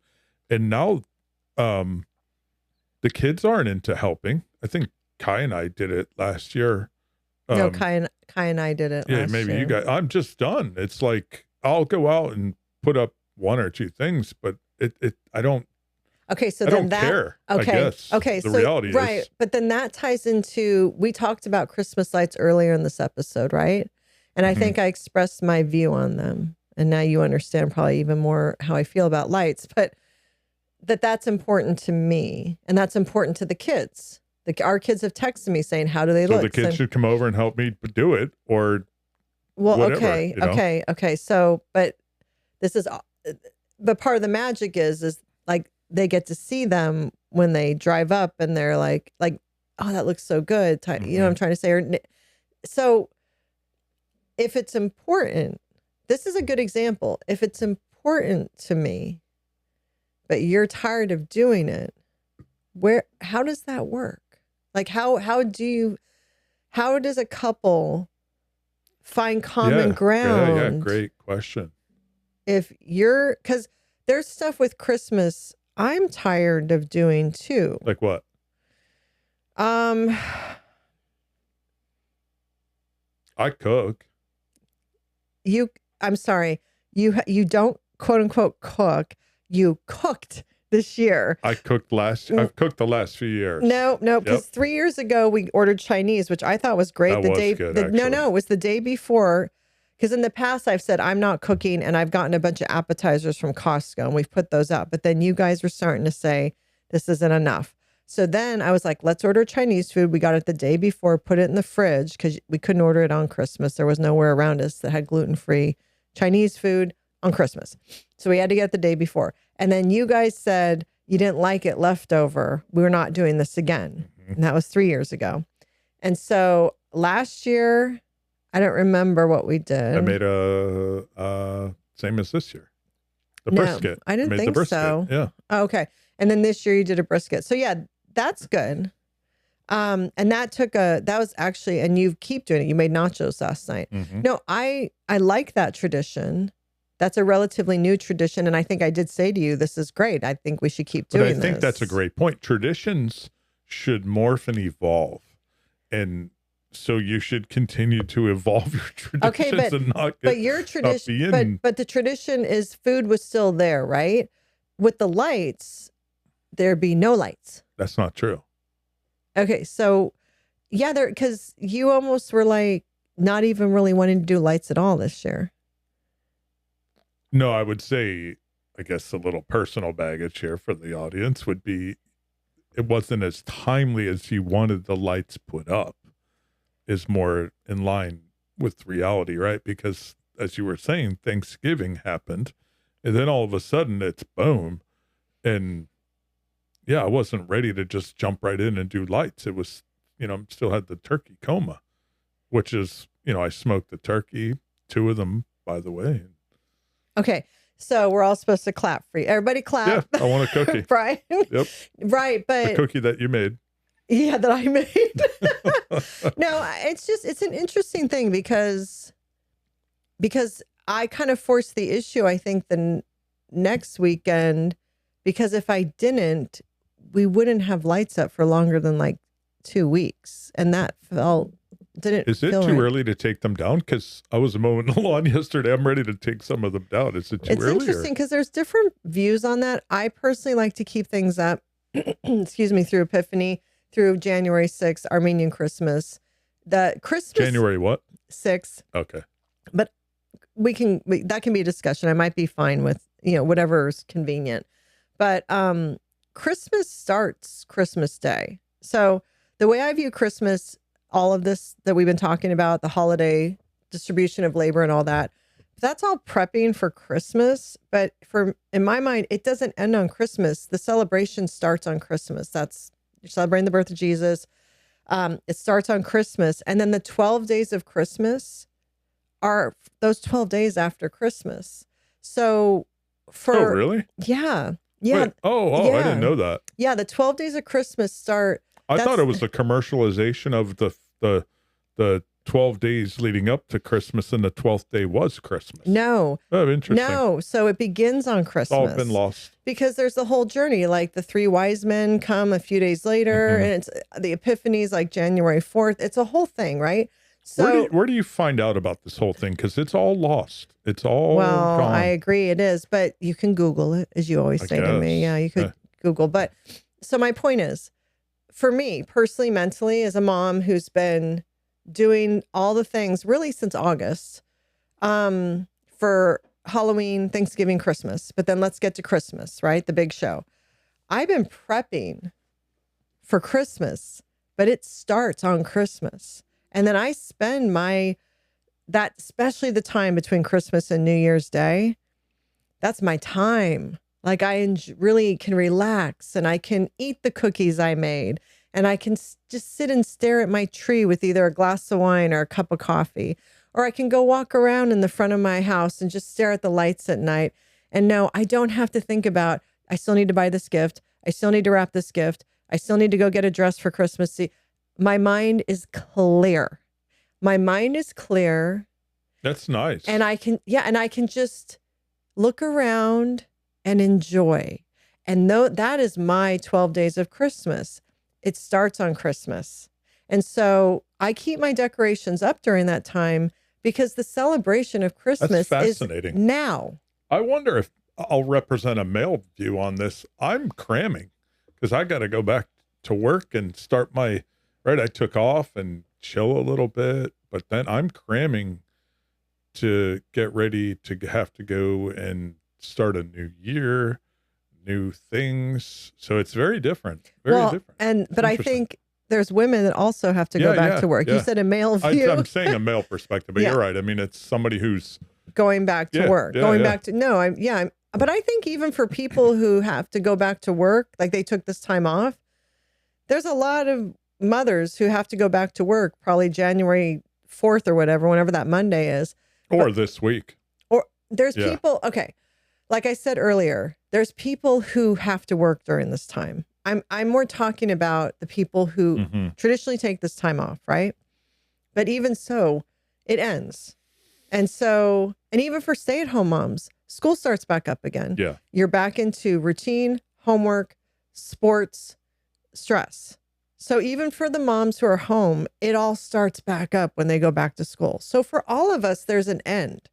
There's an end here, whether it's going to work again, or your kids are going back to school and you're back on as a stay-at-home mom. There's this period, and this is the 12 days of Christmas. And there's people who take down their Christmas trees Christmas night. There's people who already have their stuff put away. Part of me thinks they're the same people that decorate November 1st, but they're sick of it by now, right? Like if you wait a little bit longer, I'm not tired of it yet. It's only been up like a month. So I'm enjoying it still. But this is also my time. There's a creator on TikTok. I saw her. She calls it steeping. This is when we're steeping in our Christmas spirit, because we can do it with a clear mind and be totally present and in the moment. And so for so many mothers who create this Christmas magic, it's their first time where they can just be in the moment and not have the long to-do list in the back of their head.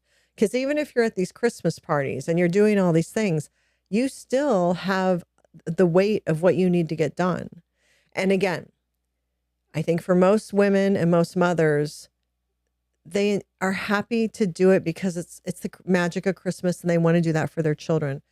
But if they have a partner, they need to know he sees what I'm doing. He sees me, and he cares enough about my emotional and mental health to say, how can I help? What are you doing today? Is there something I can do to help you today? I think that if people watch this, then maybe that can help bridge the divide you're talking about in some ways, because what you're describing is what women need. What men are probably going through is, oh my God, this is too much, blah, blah, blah. Right? So maybe if people watch this, they can watch it again next year, start in August, because that's when all this shit starts up, and that's when women start stressing out. And as men, it just slowly comes and comes and comes and builds up. So maybe that's a communication change for the collective consciousness or people when it comes to Christmas and the holidays. No, I think it'd be great. It's almost like, remember the friendship part of your relationship and be a good friend. Just be like, and trust me. And I do think there should be division of labor. I do. But for some of us, like I'll speak for ourselves. We've been together almost 33 years.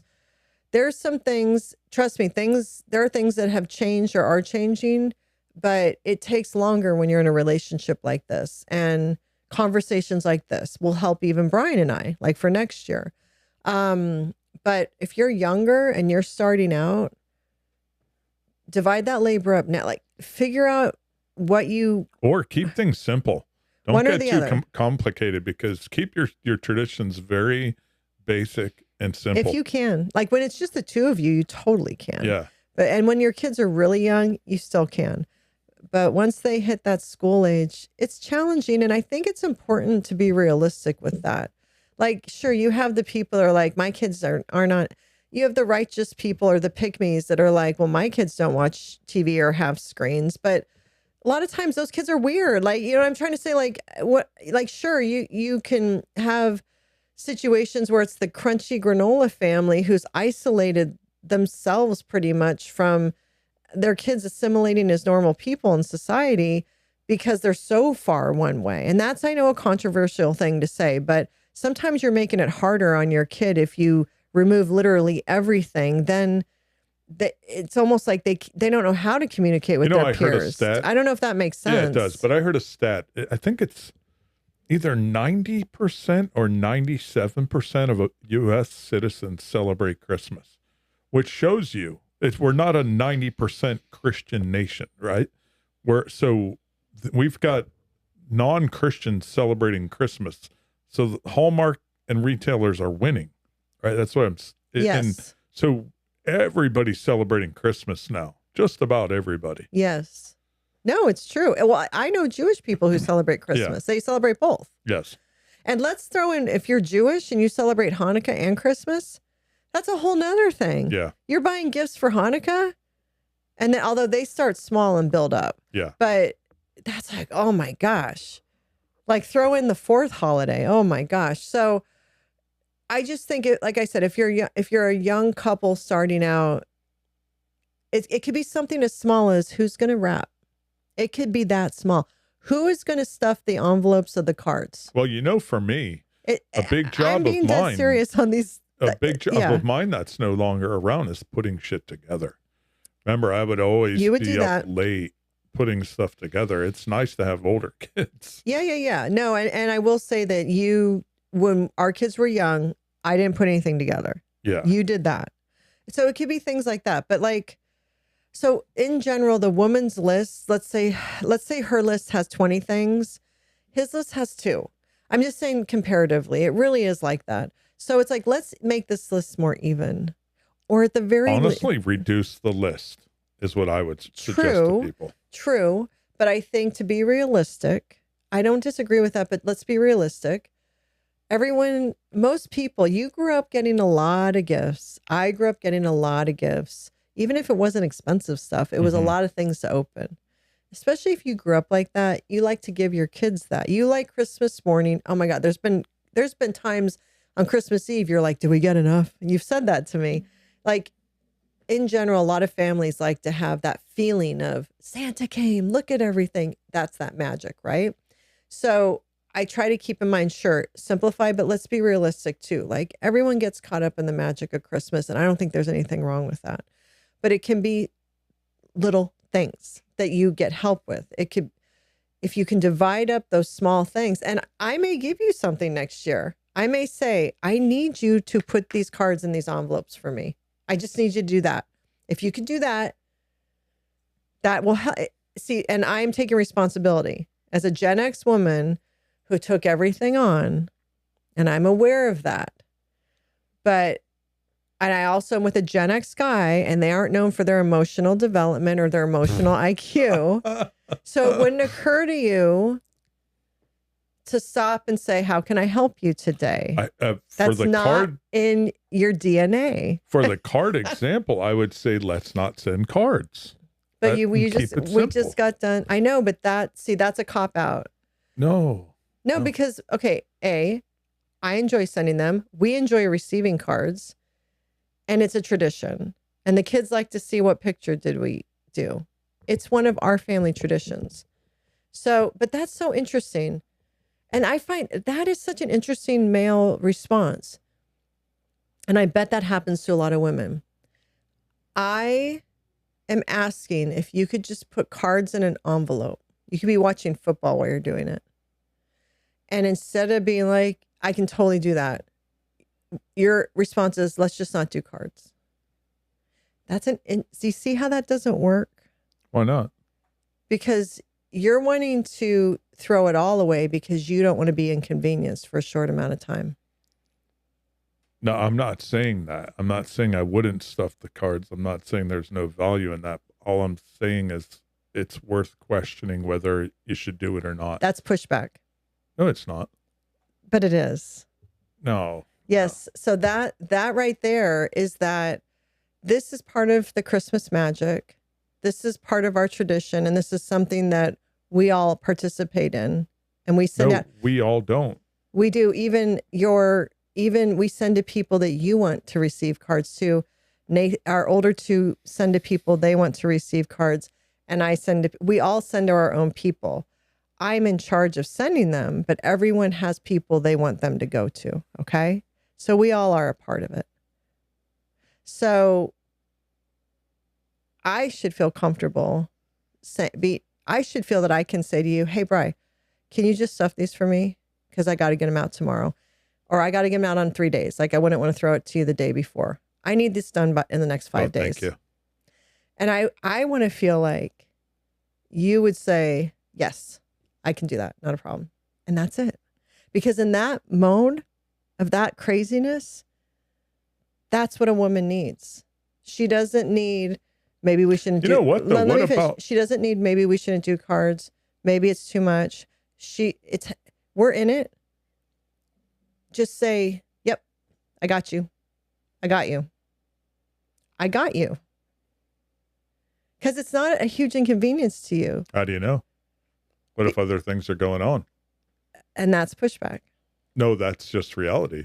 No, but it would take you 30 minutes. I think because she takes so much time, and there's a ton of things going on to create all the things. You could take 30 minutes just to do that one thing. That's what I mean. That's starting to help with the balance. I'm playing devil's advocate. I don't think this is a big deal, but I'm representing other men out there who maybe there has to be some boundaries at some point on the magic that's getting created. And I'm not questioning this is not a personal thing. I'm just saying in general, there's people out there that go over the top, like the people down the road who do that display. That's wonderful, right? I've driven out of my way to go see it. It's amazing. They've got inflatables and like all types of, right? You know what I'm talking about. Mm-hmm. What if that was the only one of them that wanted to do it, and the other burdened the other one to do it? That's a lot. See, I think when there's something to that extent, that extravagance, like when you see these homes where people kind of go just to see that home because it's such a big deal. I think it's either they both want that or he did. Yeah, 100%. So, and we all know if he wanted it, it's going to get done. Yeah, that's right. And I think what women want is that feeling of if she is important to her, that he has just as much passion about doing it, her thing, that he would. That's an interesting concept, for his though. own. When you say if he wanted it, it would get done. But if she wanted it, he has to help. Is that what you're saying? No. Again, I'm playing devil's advocate. Yeah, no. Well, because lights are a physical thing, right? So, and especially those extravagance, there's like getting on roofs and blow ups and stuff, like the roof and all that. That's typically I don't know if that's on the roof or not. Men do that. What I'm saying, I'm talking about houses where there's lots of lights and all that. That's a more outdoor physical. Typically, men do that. I'm just going to say it.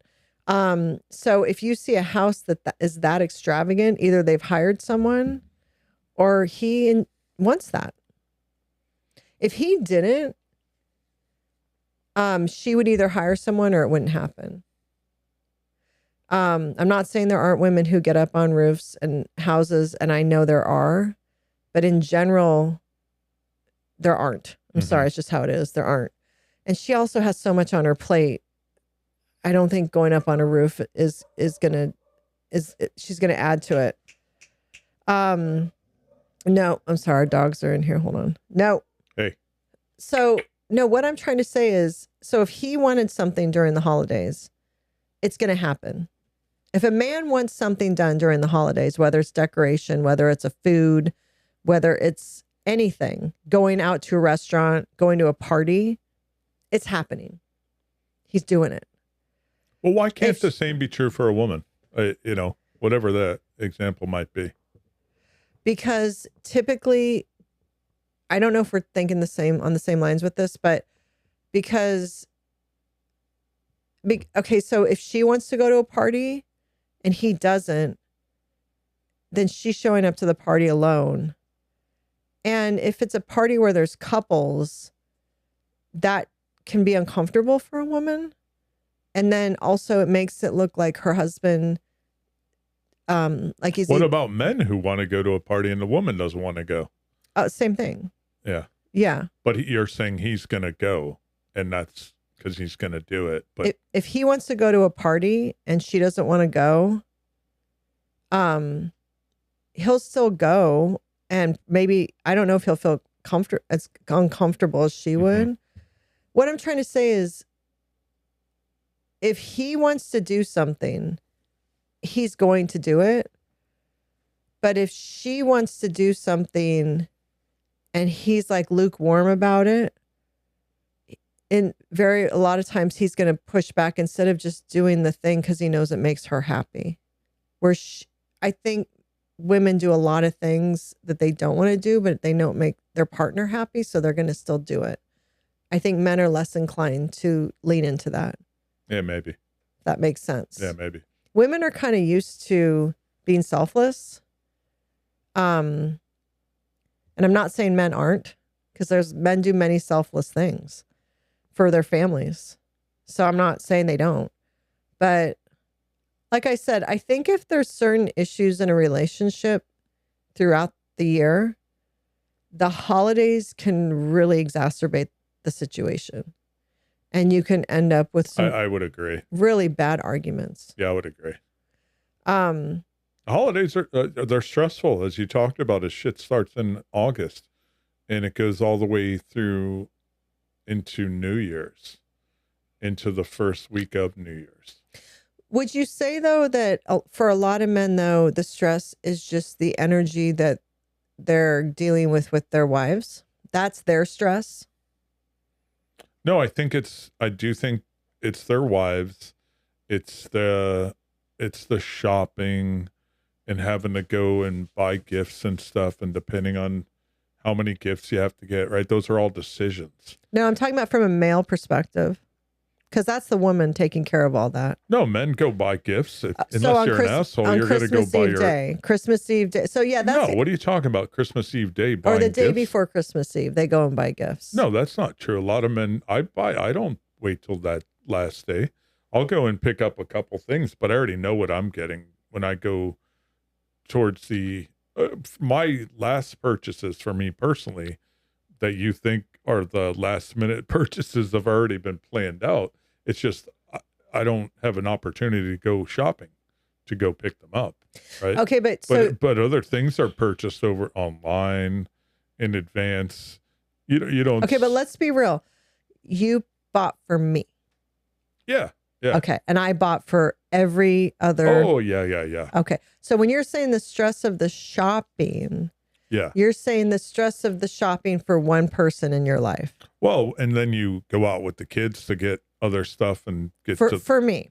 Yeah. Either you or them or like their siblings, that kind of stuff. Which I do. Yeah. I do that. So you had the stress of the shopping for your wife, which is good because as we talked about, there's husbands that don't even do that. Your stress is shopping for me and then having to go out to dinner on Christmas Eve and then the lights. No, I think the whole thing is just stressful. But no, I'm trying to pinpoint for you for a man. It's got to be you. Yeah, you're the source of stress. Okay. So that's what I'm saying. So I think it's for a man, if his wife is doing all the shopping for everyone, including his family in a lot of situations, all the planning, all the cooking, all the baking, all the wrapping, all the cleaning, all the reservation making, all the clothes shopping, making sure all the kids have clothes for Christmas Eve, all the things, right? Yeah. His job is shopping. To pay for it all. But she may be too. Wait. His job, yes, to pay for it, but she may also be paying for it if she's working outside the home. Yep. So either they're both paying for it or he is paying for it. Yes. But I'm talking about during that Christmas season, paying for it. And then shopping for her. Hopefully he should be filling her stocking. He should be. Mhm. And showing up for Christmas Eve dinner to go out. So those are 3 things, paying for it, shopping for her, going out to dinner on Christmas Eve. Mm-hmm. That's where the main stress for men come. And that's why I think, the energy off of their wives' stress. I think it's the energy off their wives' stress is got to be the number one. Exactly. 100%. Okay, so 100%. So what I just talked about. Did you entrap me or something? No, I agree. Yeah. And what I've been talking about is, let's alleviate that. If men shrinking. No. If men could start seeing their wives through the holiday season, that stress level that you're feeling off for her, I think it's worth a test. That stress level that you're feeling off for her, it would come down. I promise you that. It would come down. And so that in turn, I don't agree. Then the men don't feel as much stress. Yeah. No. Because the words of "how can I help?" Here's why I don't agree. You're doing. That looks cool. Let me finish. Yeah. Taking moments doesn't have to be every day. Or you know what? Just how about a little back massage without expecting anything afterwards? What I'm trying to say is, if men took a little bit of time and sprinkled some attention to their wives throughout the holiday season, as their wives are running around crazy to make the Christmas magic, that stress energy they're feeling off of her would alleviate significantly, because they know their partner has got their back. And you may not agree with me, but I'm telling you right now, so much of the stress that women feel is because they feel alone in it. Even when they're married or have a partner, they feel like they're doing it all by themselves. So if you take that away, I'm telling you, what it is? It's an interesting concept. You know what it is? Is women are in their freaking masculine all of the holiday. Put them in their feminine. The most important time to put them in their feminine. You know is what? During the Christmas think season. about that. Think about that, right? You're saying from August to December. That's 4 solid months. Really 5 solid months. That's almost half. That you have to show love. No. Half a year, you're focused on these different holidays instead of just living. Instead of just living the day to day and enjoying things, it's trying to create mystical magic of these Hallmark holidays. It's a lot. And I think women, if your premise is accurate and that women are the magic makers, I don't totally agree, but whatever. Maybe dial it back. Okay. And women should dial it back a little bit, and it'll still be magical, but it doesn't have to be over the top or you're stressing yourselves out for 5 months. Okay. 5 months. But you need to be realistic in that we went through this. Like, we've raised children. When you raise children, it's hard to dial it back because children want to dress up for Halloween, and they might want, and if you're a millennial, you may have to dress up now with them too. And maybe there's it's stuff that happens. But okay. Think about that. If Halloween's on a Friday, get your costumes Tuesday. You don't need to be that just shows you don't know. There's no costumes on Tuesday. Then here's the thing: you're ignorant. You are ignorant to this shit because you are, and I think most men are ignorant to this shit. Go out as a football player, a cheerleader, put a plastic bag on and go as the glad man or something. You are crazy. You're crazy because you know what's so funny is that our children knew exactly what they wanted to be, and we needed to get exactly those costumes, and that's how everyone is. Yeah. Yeah. Yeah, no, I'm down. Like, kids want to be Buzz Lightyear. Okay, 6 weeks out, buy your Buzz Lightyear stuff. I'll order it online. That's September. But parents shouldn't be dressing up. Give me a break. That's an example, though, of stress you don't need. But that's part of that generation wants that. And if everyone's doing it, and then maybe little Jimmy's like, what are you going to be, Mom? And what are you going to be, Dad? Yeah, and I'm sorry. I'm going to be me. I'm going to go back to, there's things there's Gen X dads have definitely done some things that have been disappointing to their kids because they won't do it. But let me just ask you this. You literally said you're not sure if women are the creators of the magic of the holiday season. How do you think everything we've talked about, who did it? Me. No, you didn't. No, you didn't. I was the driving force that made it all you happen. weren't. The support arm, the strength, the wall you leaned on when you needed it the most. Now you're just being comedic. No, I'm being serious. You're bringing comedic relief to this episode. We haven't even touched on the people that have to go. We touched on a little bit, but during the Christmas season that have to go stay with family members who maybe were the source of their trauma and stuff. I mean, I think that's a whole nother thing is think about I'm glad you came back to that because here, why go? Oh, I think a lot of people are stopping. Yeah, but stop. I think that is something where the couple, if they can agree, I think that there's a lot of no contact happening. I think that there is an adjustment there.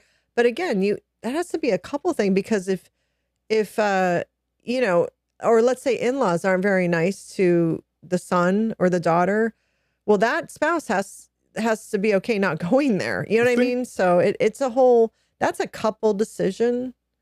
I just think that if you think about it, when you're a kid, hopefully Christmas and the holidays were magical. If they weren't, that means your situation wasn't great, right? You didn't have a mom doing it, but yeah. Whatever it is. It's a mom. But it was magical as kids, you hope. Why turn it into a total stressful shit show as adults? I get it. You want to create the magic and everything, but at the same time, there's got to be a balance. That's all I'm saying. There's got to be a balance. There's no reason that over the holidays, you should subject yourself to family that causes you trauma and grief, whether it's Thanksgiving or Christmas or whatever. If it all works out, it works out. But if it doesn't, then it doesn't. And maybe it's easier to be alone than it is to go and subject yourself to that kind of thing, right? My overarching message, I guess, my point is the holidays shouldn't be stressful. They just shouldn't be. But we all make them stressful because of over-consumerism and trying to create magic. And there's some balance in here. I think we're too far as a society. Not us personally. We might be, I don't know. But we're too far. And it needs to come back a little bit. I don't know where that is, but I'll tell you one last thing I'll say on this.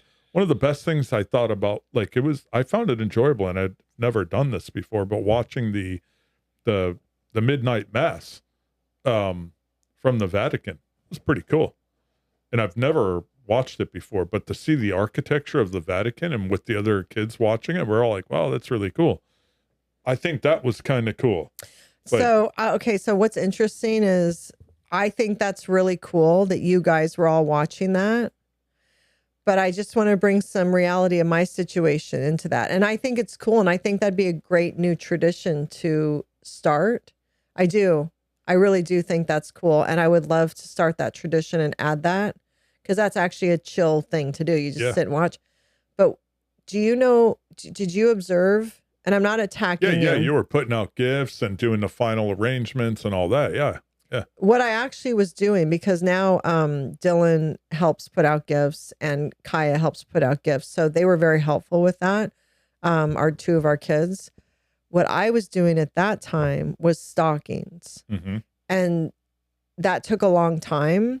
So while you and the kids were watching that, which is great, I was going back and forth. I was taking stockings to our room, filling a stocking, bringing stuff out. And we go big on stockings. We always have. So there was a lot for each stocking. So as you guys are sitting and talking about it and all that, and it's, as you said, midnight, right? I mean, I'm tired. No, I don't know if it was midnight, but it was late. It was late. Cause I think after that I went to bed and it was like 1 o'clock or something. I don't even know. It was late. I was tired. I was fading. So it was either get these stockings done now or they're not happening. So I spent that whole time doing stockings.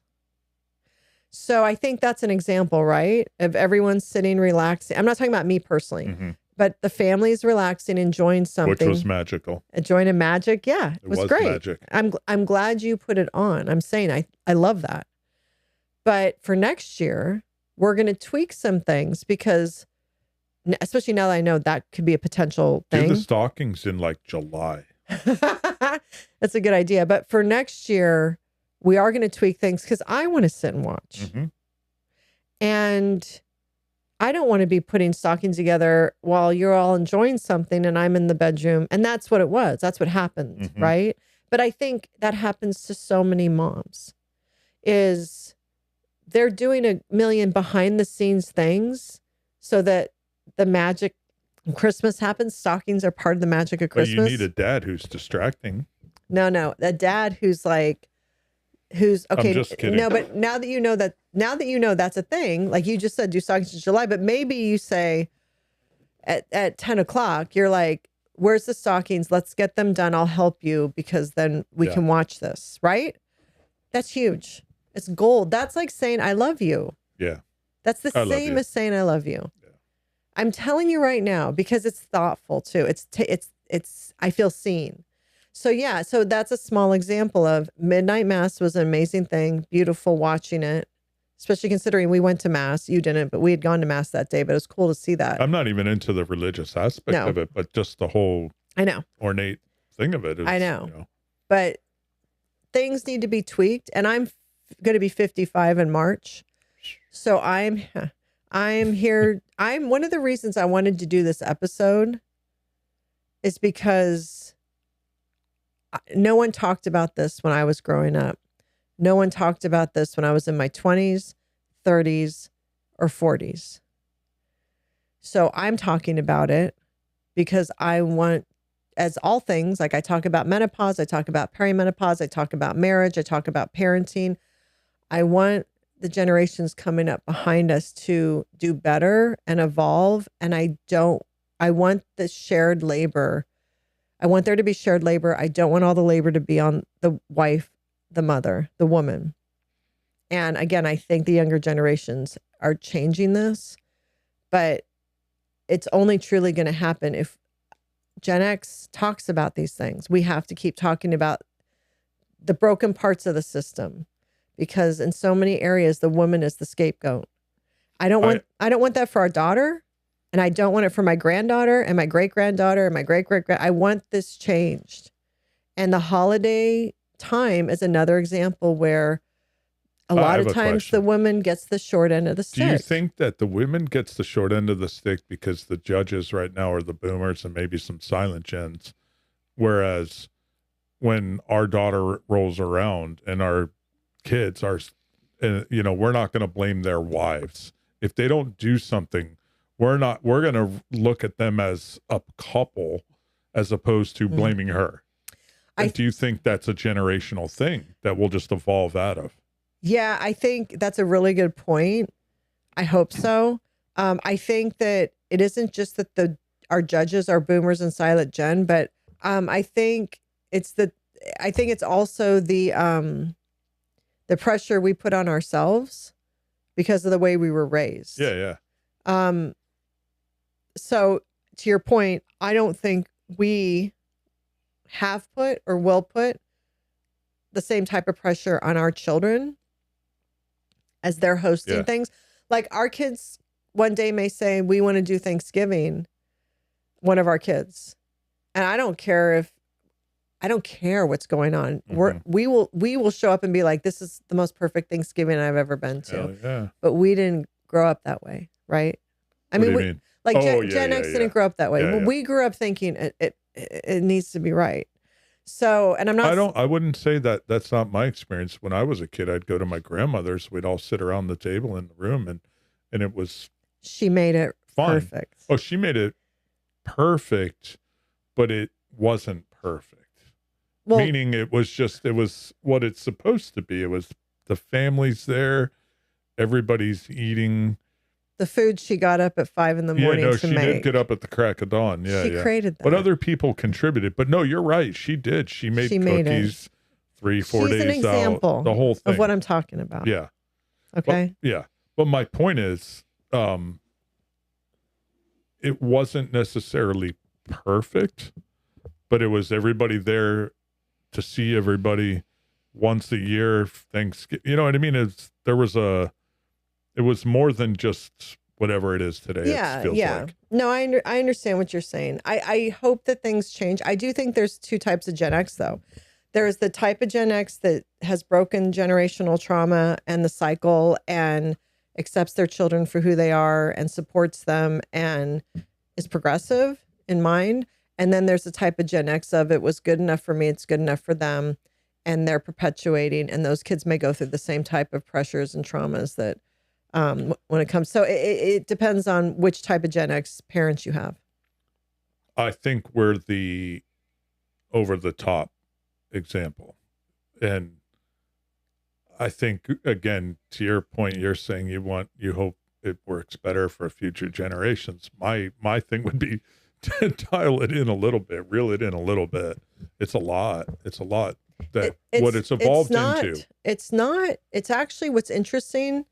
It's not a lot.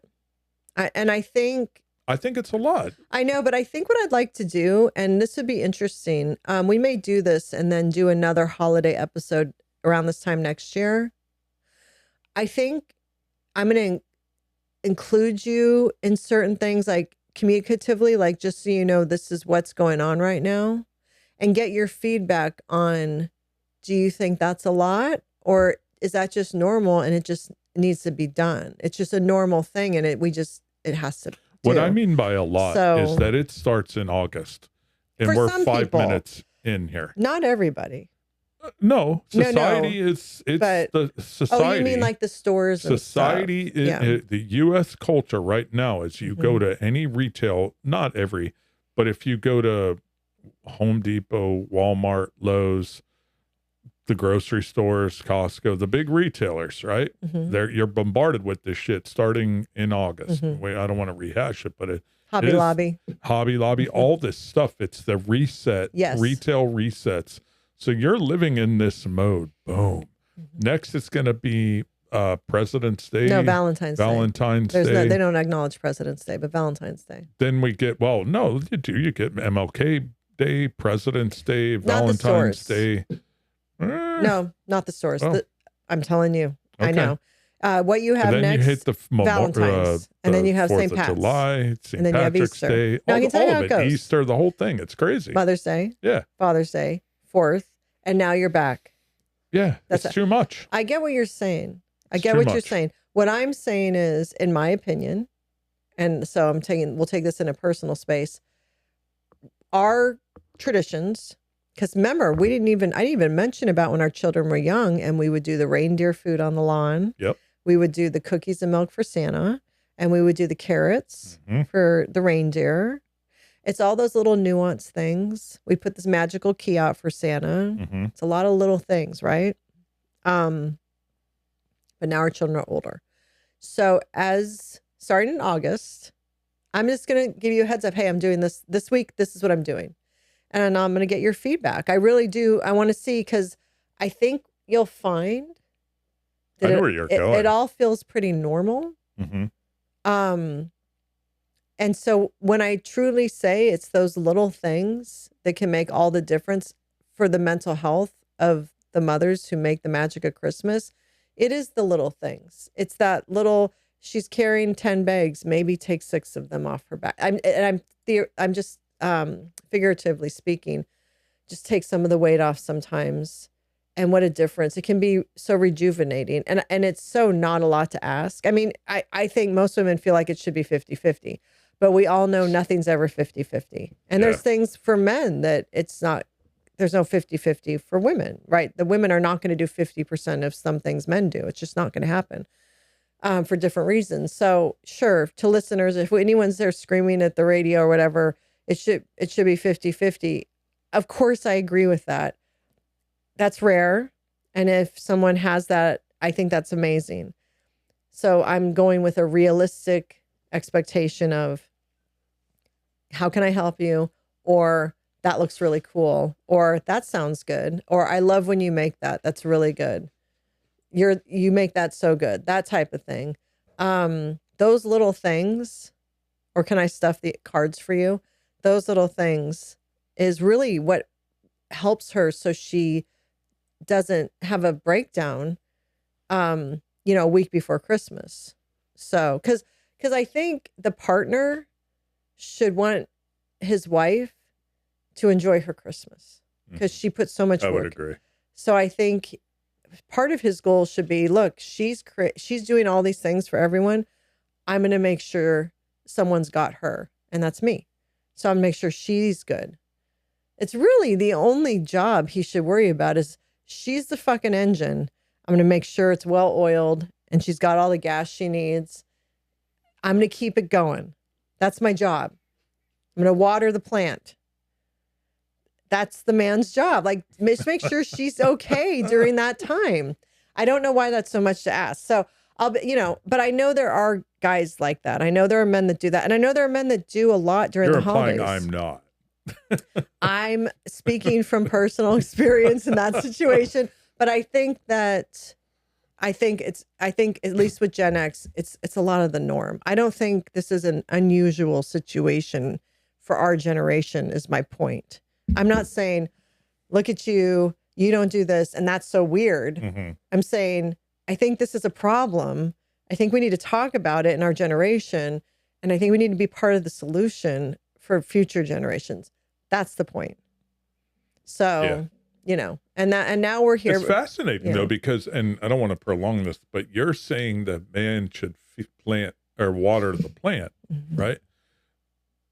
I'm saying that maybe don't grow so many plants. But she's the plant. Yeah, it's a bad analogy. Yeah, you missed the mark on that one. But listen, trust me, I know where you're. Garden. Let's say it's the garden. Okay, that's why I think, though, I will be curious. I'm going to keep you involved. You're going to be more involved next year than you ever thought you'd be, because I'm going to let you know. That's the other thing is you have the beauty of ignorance because you don't know half the shit I've done. I know it all. And then you walk in and you're like, I don't get why you're so stressed out. It'll all get done. It's like, okay. But, again, I think there's so many women that go through this. And here's one last thing I'll say. Okay. Because this is where I thought you were going earlier.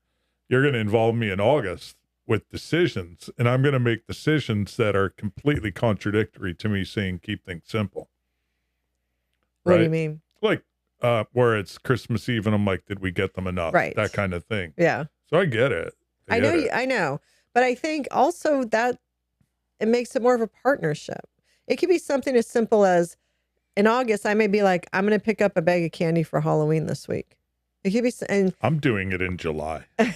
I'd be an all-star. Let's start now. Actually, I started about, I was thinking about picking up one gift per kid every month of this year for Christmas.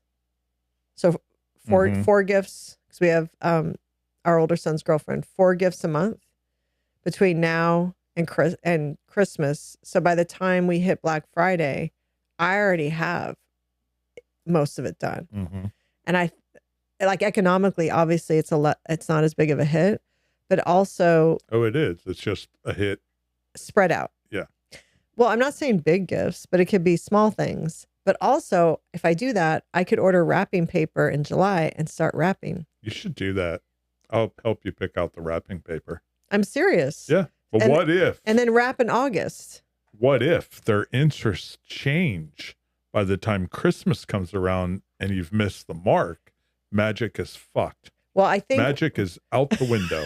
When you have older children and you know them pretty well, especially ones who are in their own apartments, you're pretty safe. It's the 15-year-old that we may have to wait because that one could be like in September, he wants totally different everything. But I think for our older ones, especially for the apartment, I think we can buy some things and be, I'm going to try that this year, and I'm going to start involving you. I can't wait. In it. And then we'll do another episode this time next year and reflect on, as a Gen X woman tried to get her husband more involved in the magic of Christmas. How did things change? I'm the magic maker. Yeah. Okay.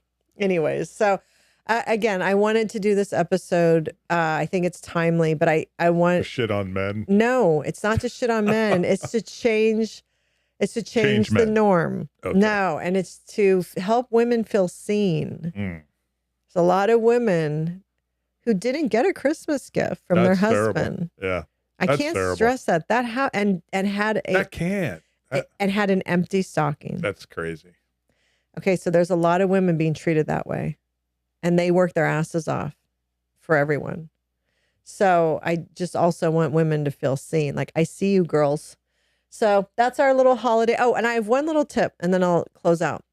When our kids were young, for New Year's Eve, now this is old school, but I would get paper lunch sacks, and I would write times on them, like 6 p.m., 7, 8, 9, 10, 11, and midnight. And I would fill them with things. And at the beginning of every hour, they would get their sack. So let's say 6 o'clock, I put in like Play-Doh, markers, stickers, whatever. And I did, I think actually 6 o'clock, I did one of those disposable cameras. And they would take pictures throughout the night with their disposable camera. I know it's now with their phones, but honestly, disposable cameras kind of have a little novelty to them. But I would fill the bags with different things. And so they had new things to play with, do every hour of New Year's Eve night. And it kept them entertained, and they looked forward to it, special treats, whatever. And then on midnight, I had the silly string and poppers and stuff. Mm-hmm. So for anybody with young children that is looking for a new idea or something, that was always a hit. If they were with cousins, I did the bags for the cousins too. Any kids that were there, I did bags for everyone, friends. So that's my little New Year's Eve. That's women making magic. Yeah, exactly. That's more of the magic. I kept making New Year's Eve. I don't have to do that now until we have grandchildren. But this New Year's Eve will just be chilling, and I'm looking forward to it as I'm chilling this week. For all the moms, if you're watching this on YouTube, I am in pajamas. They're clean pajamas, but I'm in pajamas all week. I am steeping in my Christmas magic and enjoying every minute of it. And we thank you for joining us as always. And we welcome all comments, all questions. And we will be returning at the beginning of the year with tons of guests. We have so many great guests coming up, and we will be back at it. We do have a special episode coming up on gut health. Yep. Right? Yep. And, that's start off the new year. That's going to be a series. We're going to have with Dr. Pat Lynch. The first one probably will drop in the next week or two. And I think once a month, we're going to do a gut health episode with him, go real deep into that. So look for that as an addition to a whole bunch of guests. And we, again, wish you all happy holidays. And especially to all those moms out there, we hope that you had a wonderful, wonderful Christmas, and you're enjoying hopefully some quiet time before the new year starts. And we will see you next time. Bye.